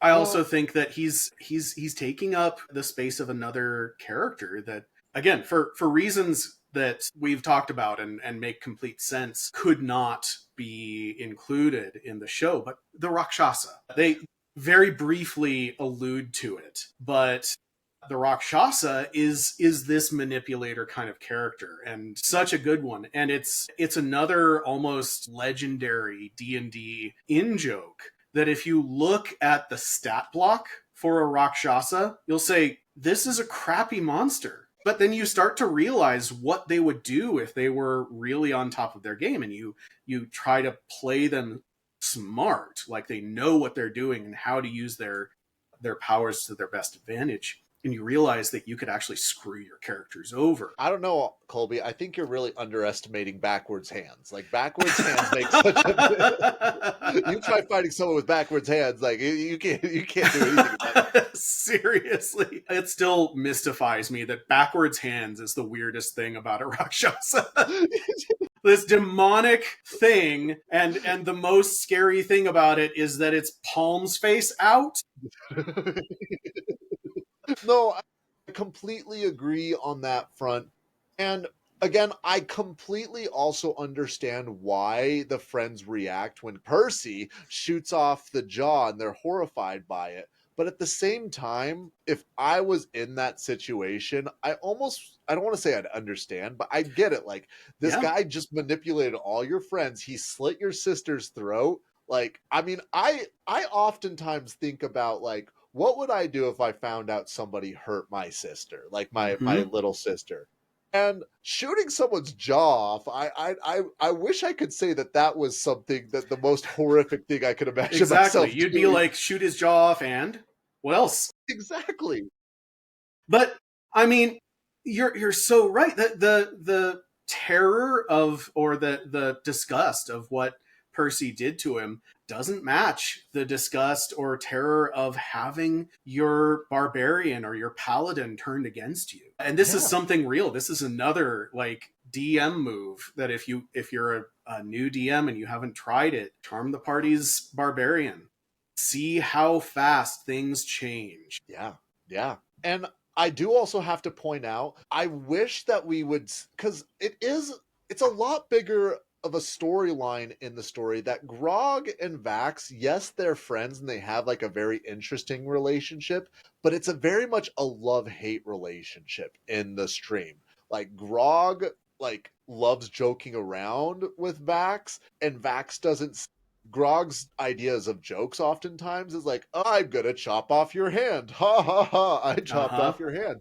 But at the same time, like, and we have to remember this, Grog was trying to grow a beard, and Vax chopped that beard off, and I'm pretty sure Travis broke a mechanical pencil with a hand. Yeah. When he did that, he smashed a mechanical pencil in his hand because he was so angry at.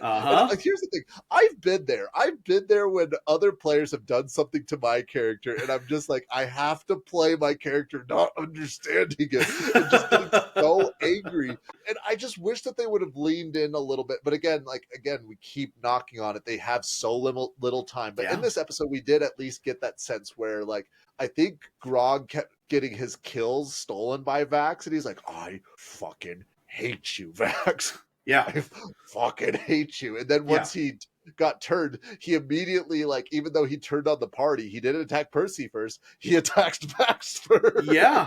Yeah. We must kill Vox Machina. Vox. Vax. Vax. Yeah.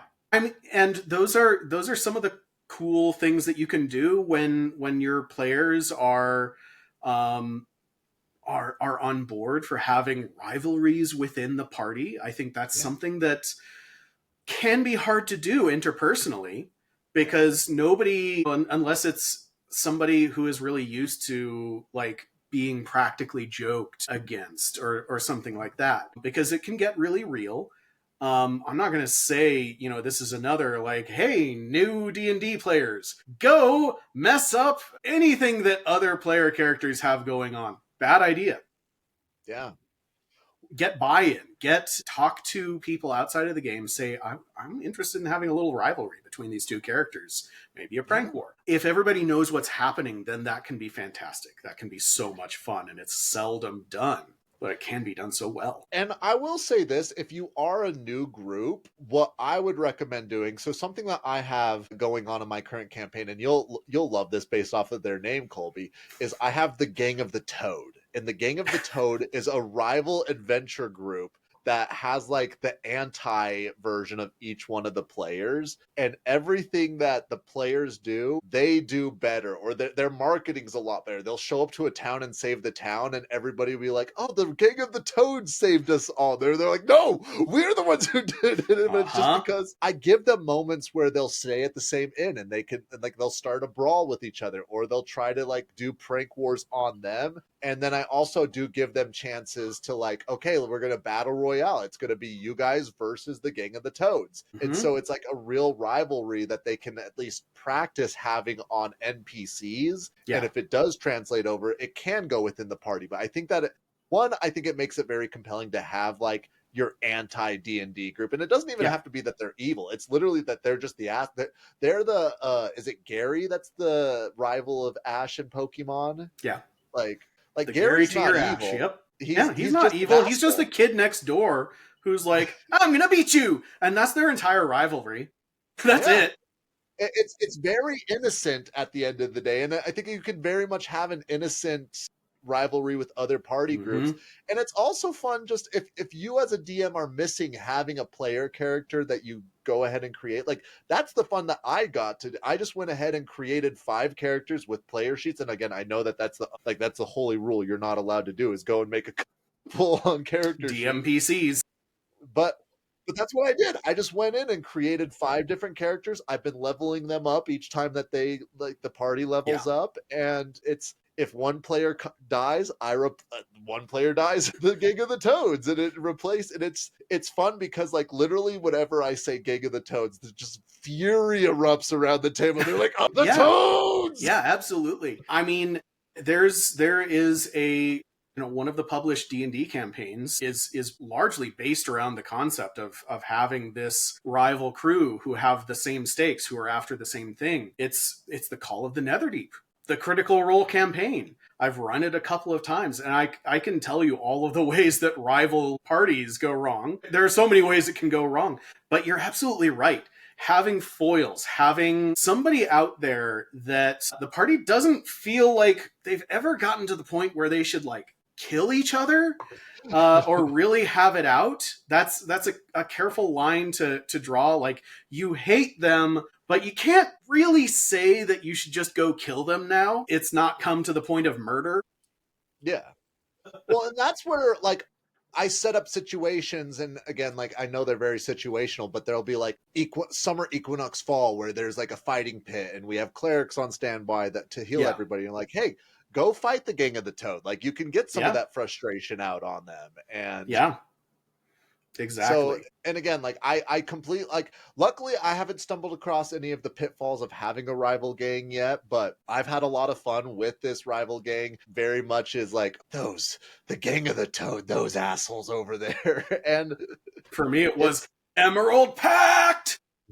Those goddamn Emerald Pact again. but something that's also fun about the Gang of the Toad, and I don't know if you've run into this issue, is I think it's really hard for parties to pick names for Yeah. their group. Like, Yeah. and Yeah. for the longest time, people will go without a name, and so I'm like, okay, you've got the Gang of the Toads. Who are the Gang of the Toads up against? Like, Exactly. Honestly, like it's such a thing that I have started just joking about it in my campaigns. My Wednesday night campaign, they don't have a name. They're level 11. They have been adventuring for a long time together. They're in hell together. They are adventuring in the abyss together. And for the first time, they walked into a fighting pit and somebody's like, "What's your group name?" And everybody, I could just hear the awkwardness. Everybody's like, "What?" we're the party. The super high intensity team. Yeah, that would just be going back to prank wars. Like that would just be my recommendation. Is if you are uncomfortable or unsure how you would want to, like, even if you're concerned if you'd be taking, like, obviously one just talking to each other and talking with the DM, but if you just want to test run it, just ask because I mean, as a DM myself, I love coming up with these like little Yeah. things. Maybe your DM may not want to do that, and that's totally up to them. But Yeah. like, I think that that's a good like middle ground of like just testing out how a prank war or just how a rivalry would start up. Exactly. And also don't be afraid to get meta about this stuff. I think way too many people hear metagaming bad and as a result never talk to each other about what's happening in the story. And having a rival crew is one of those places where most of the pitfalls just come from a lack of communication. If you and everybody is on the same page that this is meant to be a like semi-friendly rivalry where like in character our characters fucking hate each other and would rip each other limb from limb if they could, but then as players you and I are talking about, well, it would be really funny if my character like really got you this time. You know, it's one of those things that I don't think that can be a little bit more dangerous if you try to do it organically, if you don't get player buy-in. But you know, back to Critical Role, the Liam and Travis and their like ball busting war, Axe and Grog just hitting each other in the nuts is a great example of how that can go right. And it went right because they are, you know, they're actors and they're so used to like, okay, what's he putting down? Looking for that rather than, and they're also very used to separating my feelings from the feelings of my character. And I will say, average people don't do that as much. yeah, I will say though, I do remember in a Vox Machina where it wasn't Travis himself, it was Laura talking about it. That apparent like when Vax did shave Grog's beard, that apparently really did like ups. I mean, I said apparently he smashed a mechanical pencil in his hand. Like he was very angry about that. But again, Travis is such a like he didn't make it so it did pile over. So that is a good example of just like, hey, there might be some areas that you don't necessarily want to cross. And again, like I know Liam was just trying to tell a funny story and like, but at the same time, like Travis was so excited about his beard that he had grown as a character. And like, that's something that he was really trying to do. And yeah. So everything I just said, everyone who is listening to this and thinking I might want to do that in my campaign, understand that these two professional actors who are close friends and know each other very well, even they stepped across that line and it got unpleasant. So you have to respect these things, work around them carefully. Don't assume that you have the capabilities of Travis Willingham and Liam O'Brien. You don't, unless you are literally spending your life as an actor and cultivating those same skills. Then you cannot say that I can do the same thing the same way as I saw it. You're not even seeing all of it. You're not seeing them talk behind the scenes unless you're watching all of Vox Machina. You know, the only time I could see that it would be appropriate to that level is if you're actually siblings. Like, that's the only thing. Yes. Yeah. And so that's not to say that it can't happen in non-actor D&D games. Yeah. You can absolutely play D&D with somebody who you just know really well and allow, you know, the like interpersonal framework that you've already got built up to extend into the game and to tell you where are the boundaries and how hard can I push? What does it look like when my counterpart in this situation is getting real mad and I should back off? You know, I'm running games online. I don't see my players' faces. And people who are in the same situation, you have to respect that so much more. You have to be so much more careful. If you can't see faces, if you don't know these people super, super well. Yeah. Honestly, if you haven't been in the situation with that person before, then I wouldn't spring it on them. Exactly. Ever. Exactly. Yeah. No, we can go around on this subject. We absolutely could. This could be a whole episode. But is there anything else, like, even though this episode was so good, it very much was just an epic fight the entire time, which it's sort of funny to think that if this was an actual D&D session, this would have been like 200 turns long. I know. I know. But is there anything else that we want to discuss about episode 8 before diving into episode 9? I think I'm good. Alrighty. Episode 9, The Tide of Bones. In a flashback, Delilah Briarwood makes a deal with the Whispered One to save her dying husband, Silas, turning him into a vampire. In the present, the zombie horde attacks Vox Machina and the residents' safe house, forcing them into the streets. Duke Vedmeyer kills Archibald during the chaos. Cassandra convinces Percy to take up his family's mantle, and he delivers a rousing speech to rally the citizens of Whitestone. Vax confesses his love to Keyleth as the group prepares for the last stand at the Sun Tree. At the most desperate moment, Pike astral projects into the battlefield, blesses everyone's weapons with holy power, and helps them defeat the undead horde. Enraged citizens of Whitestone corner and kill Duke Vedmeyer. Vox Machina enters the Briarwoods castle through a secret tunnel to the dungeons. They find Dr. Anna Ripley imprisoned. She offers information of the Briarwoods in exchange for her freedom, but a vengeful Percy holds her at gunpoint. Again, this very much is an action-packed episode, so I feel like we can get through at least the details of it. I do love me a good just horde fight. They're always fun to experience, and they really are. I also do think that they're important in D&D to do horde fights, because if you get these CR half or CR1 villains and just throw them, it makes your players do have that superhero like attitude where you're able to just kill them all in one hit, but it's still threatening and challenging enough where there's just hordes of them coming and coming, and it's so this is one of those places where 5e's rules aren't going to support you very well if you're trying to make that happen. There are so many ways to do it. Again, we could have a whole episode of me telling you how I've done it, how you can do it. But yeah, I think that in my mind, going back to watching Critical Role Campaign 1, the moment of Pike appearing in her astral projected form and decimating this horde of skeletons and zombies, that is one of the coolest things that they ever did. That's definitely the coolest thing Pike ever did. And at least like on the actual stream in my mind. So it's super effective. And I feel like that moment, they're trying to earn that moment in the show, and that's why they didn't hand wave Pike's absence from the story, because they really wanted us to know that no, she's coming back to save us all in our darkest hour.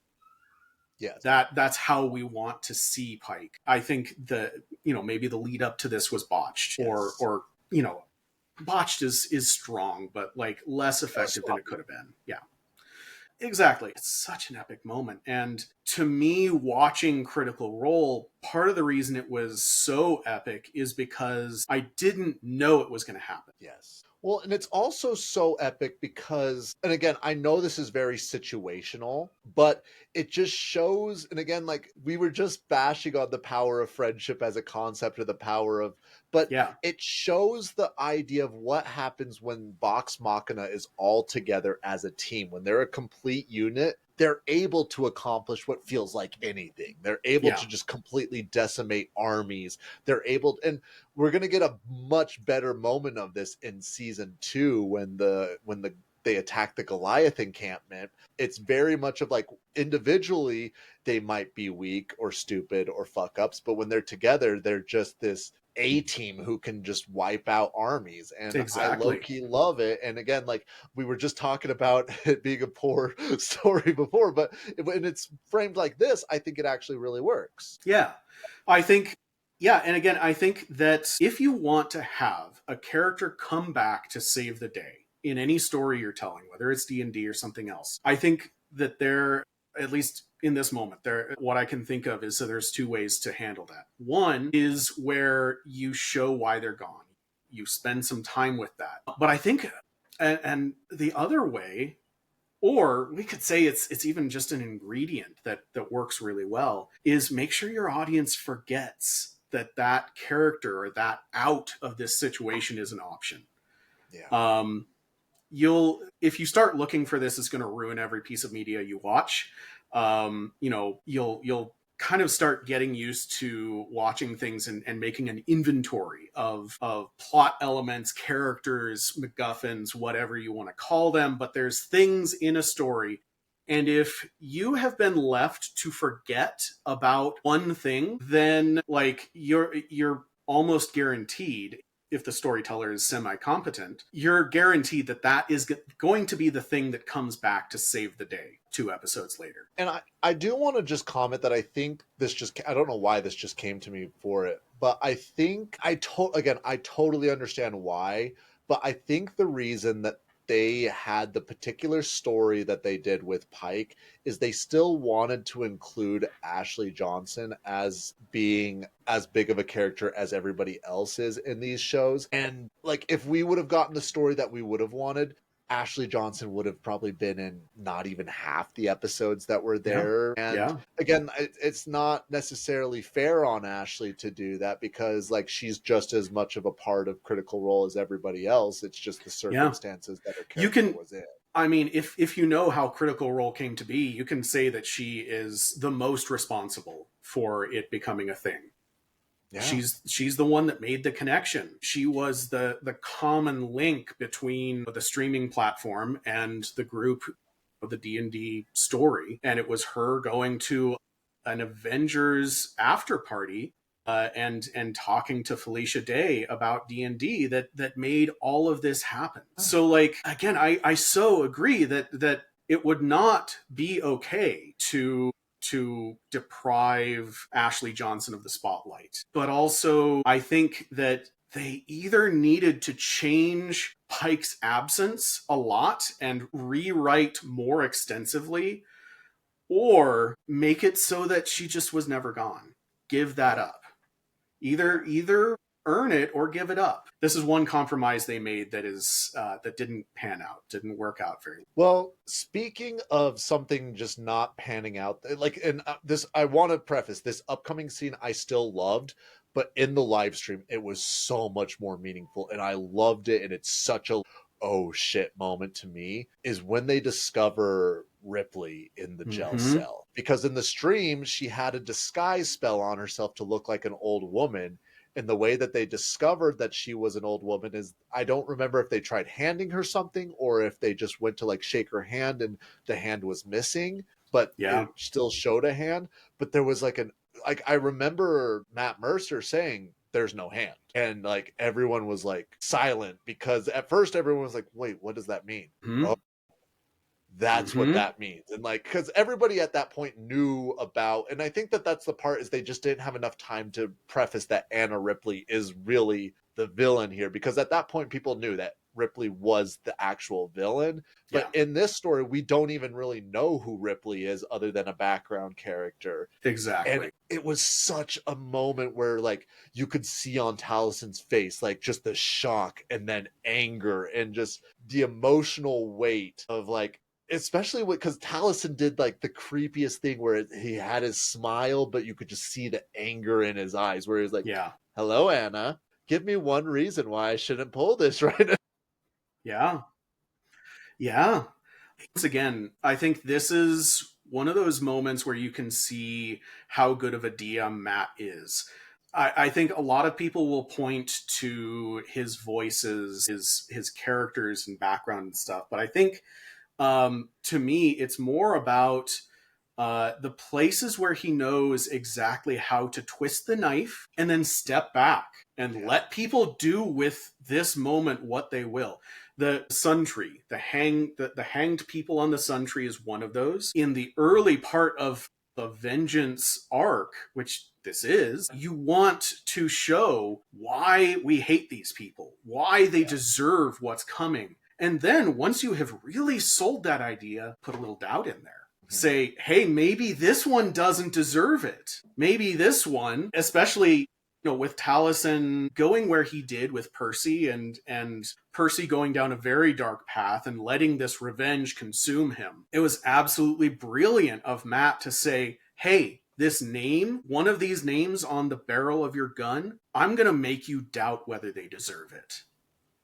And that is absolutely brilliant. Anything you can do as a DM to poke at and inflame any sort of internal conflict that exists in player characters is the best thing that you can do. That's how you can unilaterally pull a lever and cause drama rather than having to talk it out with your players. Exactly. And it's also one of those things where, especially once you get to high enough levels, there's really nothing but a god tier disaster that can really cause problems in the party. So any way that you can cause that internal problems, like it helps. I mean, once again, I'll mention last night's session that I just ran. They're at a level where, I killed one of their player characters fully. I had, they went down, and I always have this thought when a player character hits 0 and is making death saves. Is this the time I'm going to use the dirtiest trick in the book and have this enemy realize, hey, they're down, they're bleeding out, but they're not done yet. So I'm going to go finish them off. And they're now at a level where I can do that. Because, again, the consequences aren't completely permanent. Never do this at, first or second level. Ever. Well, just a quick follow-up, because I think that one, I'm curious for myself, and two, I'm sure that this is a thought. When do you start doing that? Because how I frame it is there's levels of intelligence in specific villains. And for example, when I talked about the Skaven, that I emphasized to them that this was, even though the general group was not intelligent, they had one that was an intelligent, and he knew okay, no, we need to use tactics. We need to be targeting individuals. So when is it appropriate or to actually go in and do that? Or when is it oh, you're just being an asshole DM at that point? Yeah, that is one of those things that's a skill that you really have to develop over time. Stat blocks are meant to try and walk you through those sorts of decisions, but usually it's hidden a little bit, it's encoded.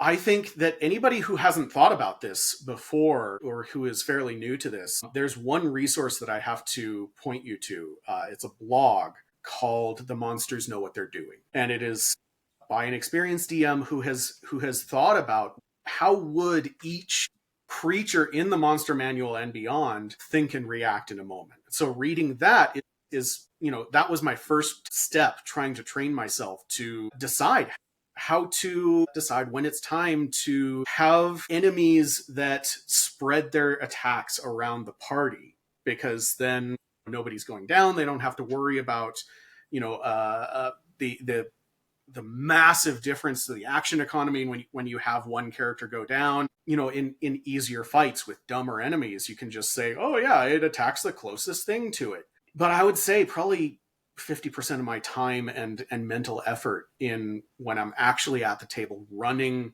combat is actually just me thinking, how dastardly can I be here? How dastardly is fair? Can I decide to myself, this time I'm going to run this monster in the hardest and the most dastardly way that I possibly can. And there are, I've mentioned in this same episodes, Rakshasa. If you just look at the art is silly. If you look at the stat block is weak. A party, again, leaving aside how shit the CR rules are in 5e. If you follow the rules and put a Rakshasa against the group just one-on-one in a beat-em-up combat, the Rakshasa is a terrible villain.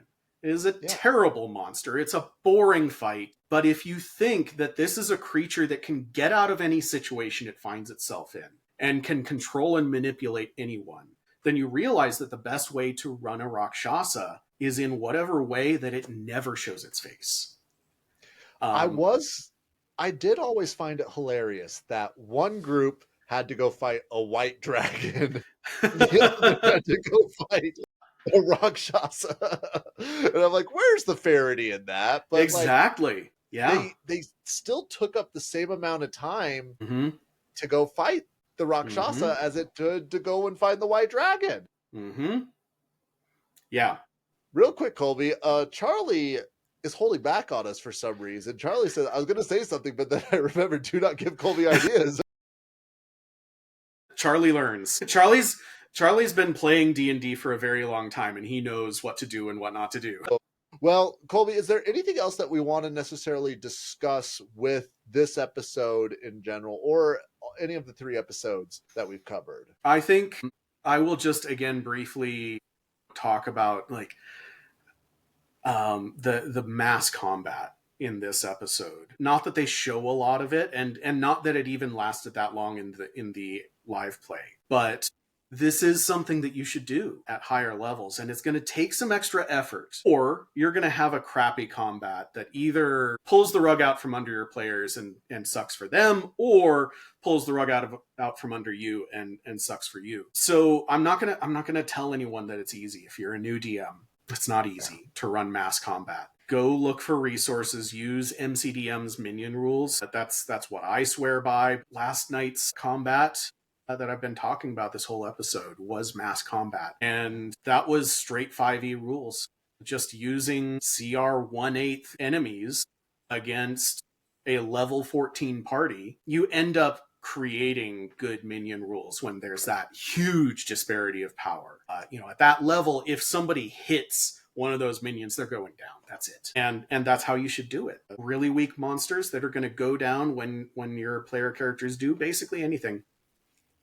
Well, it's funny that you mention that, because I've noticed when I've played, I've thrown frost giants, I've thrown other monsters that if I told you, like, hey, what do you think gave my players more of an issue? A frost giant or a pack of humanoid rats, you would think the frost giant would be the more of a challenge. But in reality, the humanoid rats, because they all have enough, there's multiple of them, they have enough damage capacity to actually deal a decent amount of damage out. And especially when there is the one monster, I feel like you don't have to actually add that much strategy into it. It's like, concentrate all firepower on the big monster. You don't need to do anything else. Yeah. But when you have the multiple, you're like, okay, do we take out the minions first? Do we take out the leader who's directing people? Do we take out the spellcaster? Do we take out who's just their big beefy boy? Like, who do you actually do? Yeah. And I think, and again, I keep pointing to this interaction as my go-to, but I think it was just such an eye-opening experience. My players decided to each of us will take on one, and that's how we'll do it. And I'm like, nope. You should not have done that. You should have. Yeah, absolutely. When you're looking at these stat blocks and you look at a CR 1/8 like guard stat block, and they've got +3 to hit versus I think the lowest AC in that in that group is an 18. And that's their barbarian who doesn't wear armor. Okay, that's the lowest AC. It only goes up from there. And still, I had enough minions in there, enough of these CR18 creatures, that I was just rolling so many D20s that you're going to get nat 20s. It doesn't matter if the creature is so weak that a nat 20 is no worse of a hit than a normal hit. It still has an emotional impact on your players, and that's what you're looking for. Yeah. And also just with that, like, I think an underutilized system that people don't include, and I think that, and I really try to include it in my own because I want my players to use that same idea, is flanking. Like, flanking is such a big deal. And that's how, like, pack tactics and flanking, like, whenever I have multiple opponents, that's what I try to do. And one, I'm an asshole that enjoys causing that suffering. Yeah. But two, I want to teach my players, like, hey, you can do this. Like, flanking is something you can do. It's not a special ability. Yeah. It's like, incredibly powerful. Yeah. It doesn't require you to do anything other than just placement of your characters. And slowly my player characters have been picking up that they can do flanking, but it's taken several near TPKs to teach them that. Well, and the other thing to highlight about this, and it doesn't show up in the show here so much, but if you want to do mass combat, don't make the objective to kill all the things, because these are the times where, as a dungeon master, you should turn off that part of your brain that wants a balanced combat, because you can balance combat by saying that the goal here is not to kill everything. The goal here is to escape. The goal here is to protect this small town. Or so have side objectives that will keep your player characters saying, hey, even though we could win this through sheer attrition, A, that's not going to win the day. And B, Colby can just keep copy pasting more tokens onto the map. I can just keep doing that. And I will. I don't know if I'm sure you've experienced this, but like with my players, especially in those situations, they just get such a bloodthirst. They're like, no, we have to wipe kill them all. But yeah, once again, 5e and D&D are based around being a small numbers tactical game. We're not talking about armies. This is not Warcraft or Warhammer. We're not talking about armies. We're not talking about mass combat for the most part. And so people tend to forget the math and what it means for 5 high-level adventurers with all of their spells and all of their powers to actually face down an army. And what does it mean for there to be 10,000 people trying to stab you? It doesn't matter how bad they are at stabbing. If there's 10,000 of them, they're gonna get you. And it's a great way to humble your high-level characters as well. And I think the best example, and I think it's a little bit of a corny example, but I think it actually does such a great job of emphasizing that, is in the first Avengers movie. That's what they sort of have to do. Their objective is not to kill all of them. They're like, exactly, hey, because they can't. Yeah, exactly. There's too many of them. Even though they're able to just wipe them out in single hits, there's just too many of them. They just keep coming. So what do they have to do? They have to nuke the... Yeah. Absolutely classic scenario. There's a portal with an unlimited number of enemies coming through it. This is very easy to do in 5e. This is just make sure you don't try to have it be like 5 different varieties of enemies. That's going to explode your workload and it's going to suck. But if you make it clear, and this is the other really important point, you have to make it clear what the objective is. You have to break immersion, or at least if you have to break immersion, do it to make sure your players understand that they're not going to be able to just kill everything this time. But if you've got those components, then you'll have more interesting combat when people stop thinking just remove hit points. I think that he is balanced around an expectation that is the only kind of combat. It's part of the reason I have really been enjoying Draw Steel from MCDM, because they bake in the idea that combat should, more often than not be about just kill the thing. When it is just about just kill the thing, make sure that thing can survive for a while. Make it interesting. Yeah.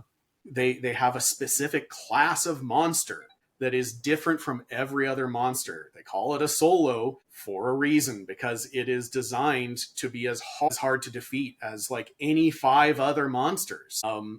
And that's huge, and 5e doesn't give us that. It gives us high CR things and says, oh yeah, if you just throw a high enough CR enemy at the player characters, you're going to find something that's hard enough. And they're right. The problem is that it's every combat takes hours. It's not a like, try this one, no, that didn't work. Try this one, no, that didn't work. Every time you throw a monster into combat, you are committing to hours of figuring that monster out. And this is where I really honestly hate 5e and have had to learn how to duct tape it together over the years is do I throw a CR 18 monster or a CR 20 monster at this group? Because the line between too easy and too hard is very blurry, and it's very thin. That's the part that's really frustrating to me is, like, for example, in the last encounter that I had them fight, like, I essentially had them fight a Death Knight. And, like, I was like, if I use all of the Death Knight's capacities, Yeah. I'm going to easily wipe the floor with them. But the thing is, like, 90% of what the Death Knight is able to do is perfect for this fight where it's challenging enough, but it can just cast a spell that just instantly wipes out the party over here. Yeah, and absolutely. So... And the fact that you could see that on the stat block is really just indicative of your experience as a DM and the years and thousands of hours that you've spent doing this. Nobody starts out knowing that stuff. Nobody. Like, all right, I'm going to throw a Death Knight against my level 7 party over here.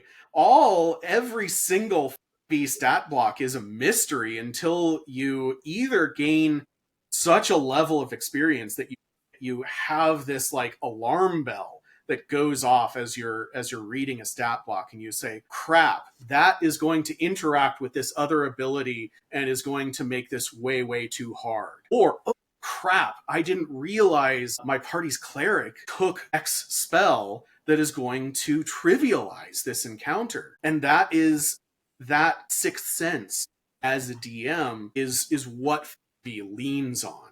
It is required to do some of the really cool stuff that is available. When it comes to combat and just personal, because I think what I really struggle with 5e's combat is the villains are, like, the monsters are not great customized around the party. Is there other systems that do a lot better job of customizing around the party, or is it mainly that they're just more balanced? Or what would you say if somebody was trying to find something that was along those more lines? Yeah, so there are so many RPGs out there. There's an RPG that does whatever you're thinking of. I can guarantee that. I will say that you're absolutely right. 5e is it's good at very many things. It's very good at flavor. It's very good at what it presents to the players. Incredibly compelling in that way. But they kind of like throw powers and spells and effects willy-nilly without thinking about how they're going to interact. And they also, in designing this edition of D&D as compared to 4th edition,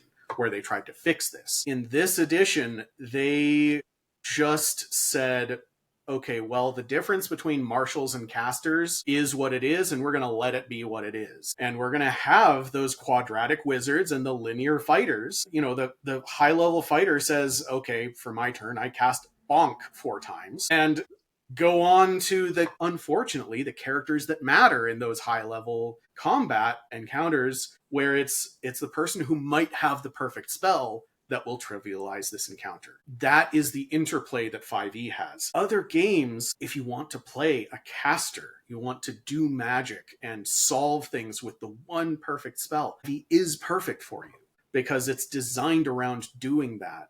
But they do that at the expense of balance. If you want a more balanced experience where every player character is going to have something useful they can do in pretty much every situation, and every monster is built around, is compatible with pretty much any party, then at least within its own systems, then go look at Pathfinder 2nd Edition. I think it's, if you like crunch, if you like a lot of spells and a lot of options, I don't know why you're not already playing Pathfinder 2e. It's the best at that. I think MCDM's Draw Steel, in my view, right now is the best at making every encounter interesting and special and dangerous. And they do that, honestly, by pulling the rug completely out from under casters. And so if you want to be the wizard with the fireball that can trivialize anything, you're going to hate Draw Steel.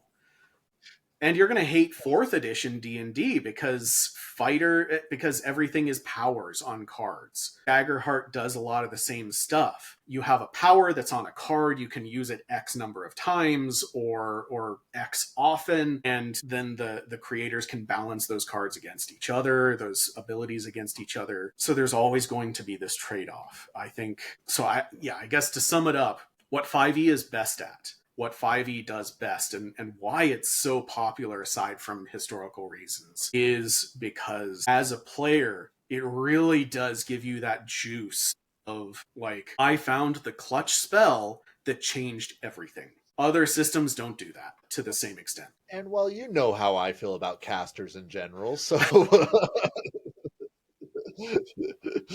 fuck them.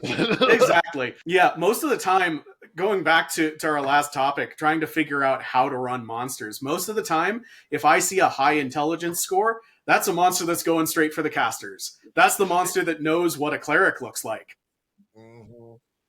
Well, I will say, like, that is the fun part about including a caster in a group of it, like, Yes. especially just going back to a group, because I think casters do make such great intelligent characters as Mhm. leaders, so they can point out, like, all right, grunts, go and attack the wizard in the back. Yes. I have the intelligence. I'm going to be using these mental, like, wisdom saving throws against the barbarian.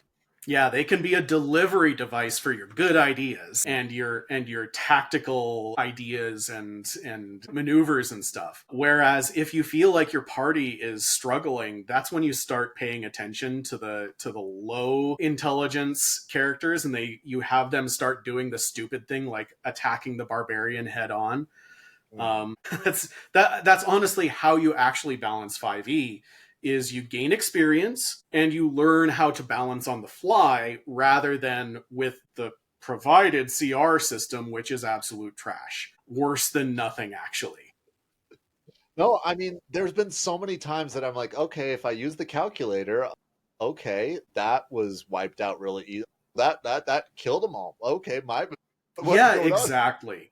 I have had encounters that were supposed to be easy according to the CR calculator, where I didn't realize they had one ability that actually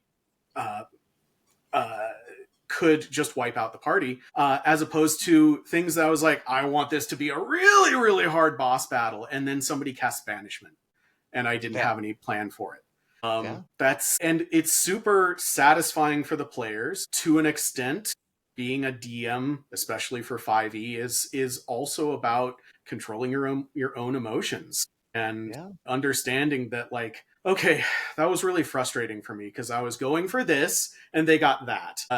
And those trivialized encounters always feel like a failure to me. So that's where I always struggle to not get angry and throw in some extra enemies or something like that. So that's the other huge skill. Yeah, and one thing that I think is actually really useful to incorporate as a DM is, for example, one of the last dungeons that my players actually went through, I had a stone golem be their final boss, but I wanted the stone golem to feel special and be unique, and it more looked like a Pacific Rim nice, like kaiju. Jaeger.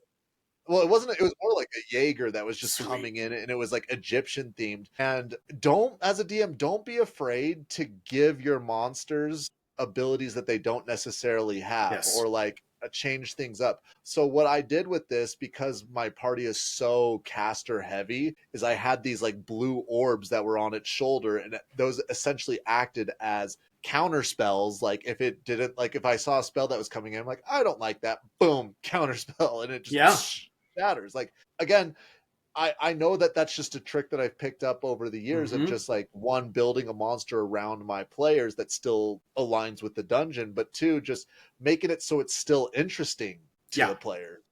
Well, I love your idea there. Something that's visible in the world to represent legendary saves. I think legendary saves are actually one of the worst pieces of rules in 5e. I think it's necessary balance because 5e has so many save versus suck.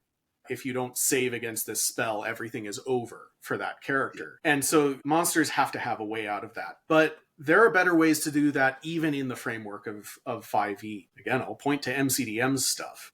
MCDM's 5e monsters, rather than just saying, actually, I do save, and I succeed on this save 1 out of 3 times that I can, and you just have to use up my legendary saves. Instead, they will have an enemy that's all about grabbing a character or cursing them and really making things suck. But also, when they want to use a legendary save, they have to remove the curse from that character or release one of their grappled PCs. And so that's a kind of an advanced way to make those things feel better.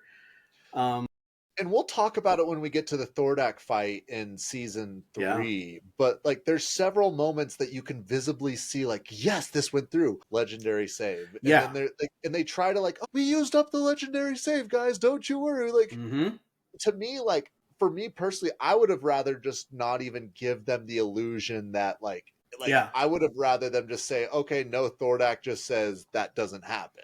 So Thordak could, if he had a class of spell or a tag on spells that were save versus suck, and you could just say, this kind of monster is completely immune from that kind of spell, you're wasting your time completely, so that players know to look for something else. I think, well, that's one more legendary save down. I think it's boring, and it's doing something that's necessary, but it's a bad idea to say no to the good plan that your player just had. It's a bad idea to just say, no, that doesn't happen, because the rules say so. That doesn't feel good. That doesn't feel fun in any way. Or, no, that doesn't happen because I, as the all-powerful DM, don't want it to. That also doesn't feel good. Yeah.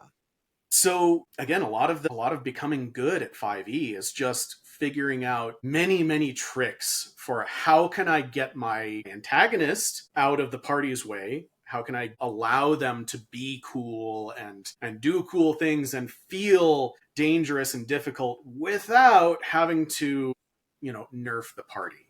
Because this is about a power fantasy. You're supposed to be delivering that. They're supposed to win. Yeah. They're supposed to win every combat. Yeah, I mean, yes, they're supposed to win every combat, but there's also this points where endgame, you get that emotional weight when they do lose. Exactly. So you do want to set it up so if they do lose, that there's a big reason why. You don't want a pack of goblins to be the reason that they exactly. Yeah, that's why I don't use random encounter tables whenever I can possibly do that, because if you're in the early campaign and you worked hard on the backstory of this character and they get critted by a kobold, that just sucks. Or at least I should say it's part of an older playstyle. Yeah. And if that's the playstyle you want, grab an actual book if it's out. Wait, where's my DC? Interesting. That's why it's such a big book that it looks like a box set. So if you like save versus suck, if you like the style of play where, sorry, your level 1 character whose backstory you just got invested into fell down some stairs and died, this is the game for you.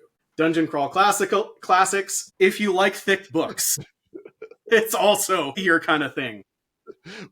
There's a whole style of play that's designed to make it feel like life is cheap. And I think that pays dividends in the long run, because when you do have a player in that kind of system, a character in that kind of system who survives and becomes an epic hero, then you earned it. If that's what you're looking for, then find the system that supports that. I don't think 5e is good for that. I think 5e is good for superhero power fantasies, and it's unfortunately not very good at protecting you as a new DM from stumbling into that situation. Yeah. I definitely agree with you. No notes. But I will, before we hit hour 3, I think that we should go ahead from there. But Colby, I appreciate you coming on to talk about episodes 7, 8, and 9 of Legend of Vox Machina. We're going to be wrapping up season 1. We're going to be wrapping up season 1 of Legend of Vox Machina next time, where we'll be going over episodes 10, 11, and 12. And it's going to be a doozy. It's going to get dark. It's going to go places. It really is. We're going to see into Talison's mind, which I don't know if we want to see into Talison's mind too long. Something staring into the abyss. But Colby, where can people find you between now and next time you come on? My channel on YouTube is Rock Paper Science. And if you search my name on startplaying.games, you'll find me there. I think I even put my link tree under my name on this stream, so you can find me there. And it is a rare time when I can say that I'm recruiting for a couple of games. So check me out. There we go. But again, thank you, Colby, for coming on. Please go check him out. If you're looking to jumping on some nice Roll20 games, go sign up with him. Until then, like, share, subscribe, share it with your mom, share it with your pa, share it with your grandma, and everybody have a good night.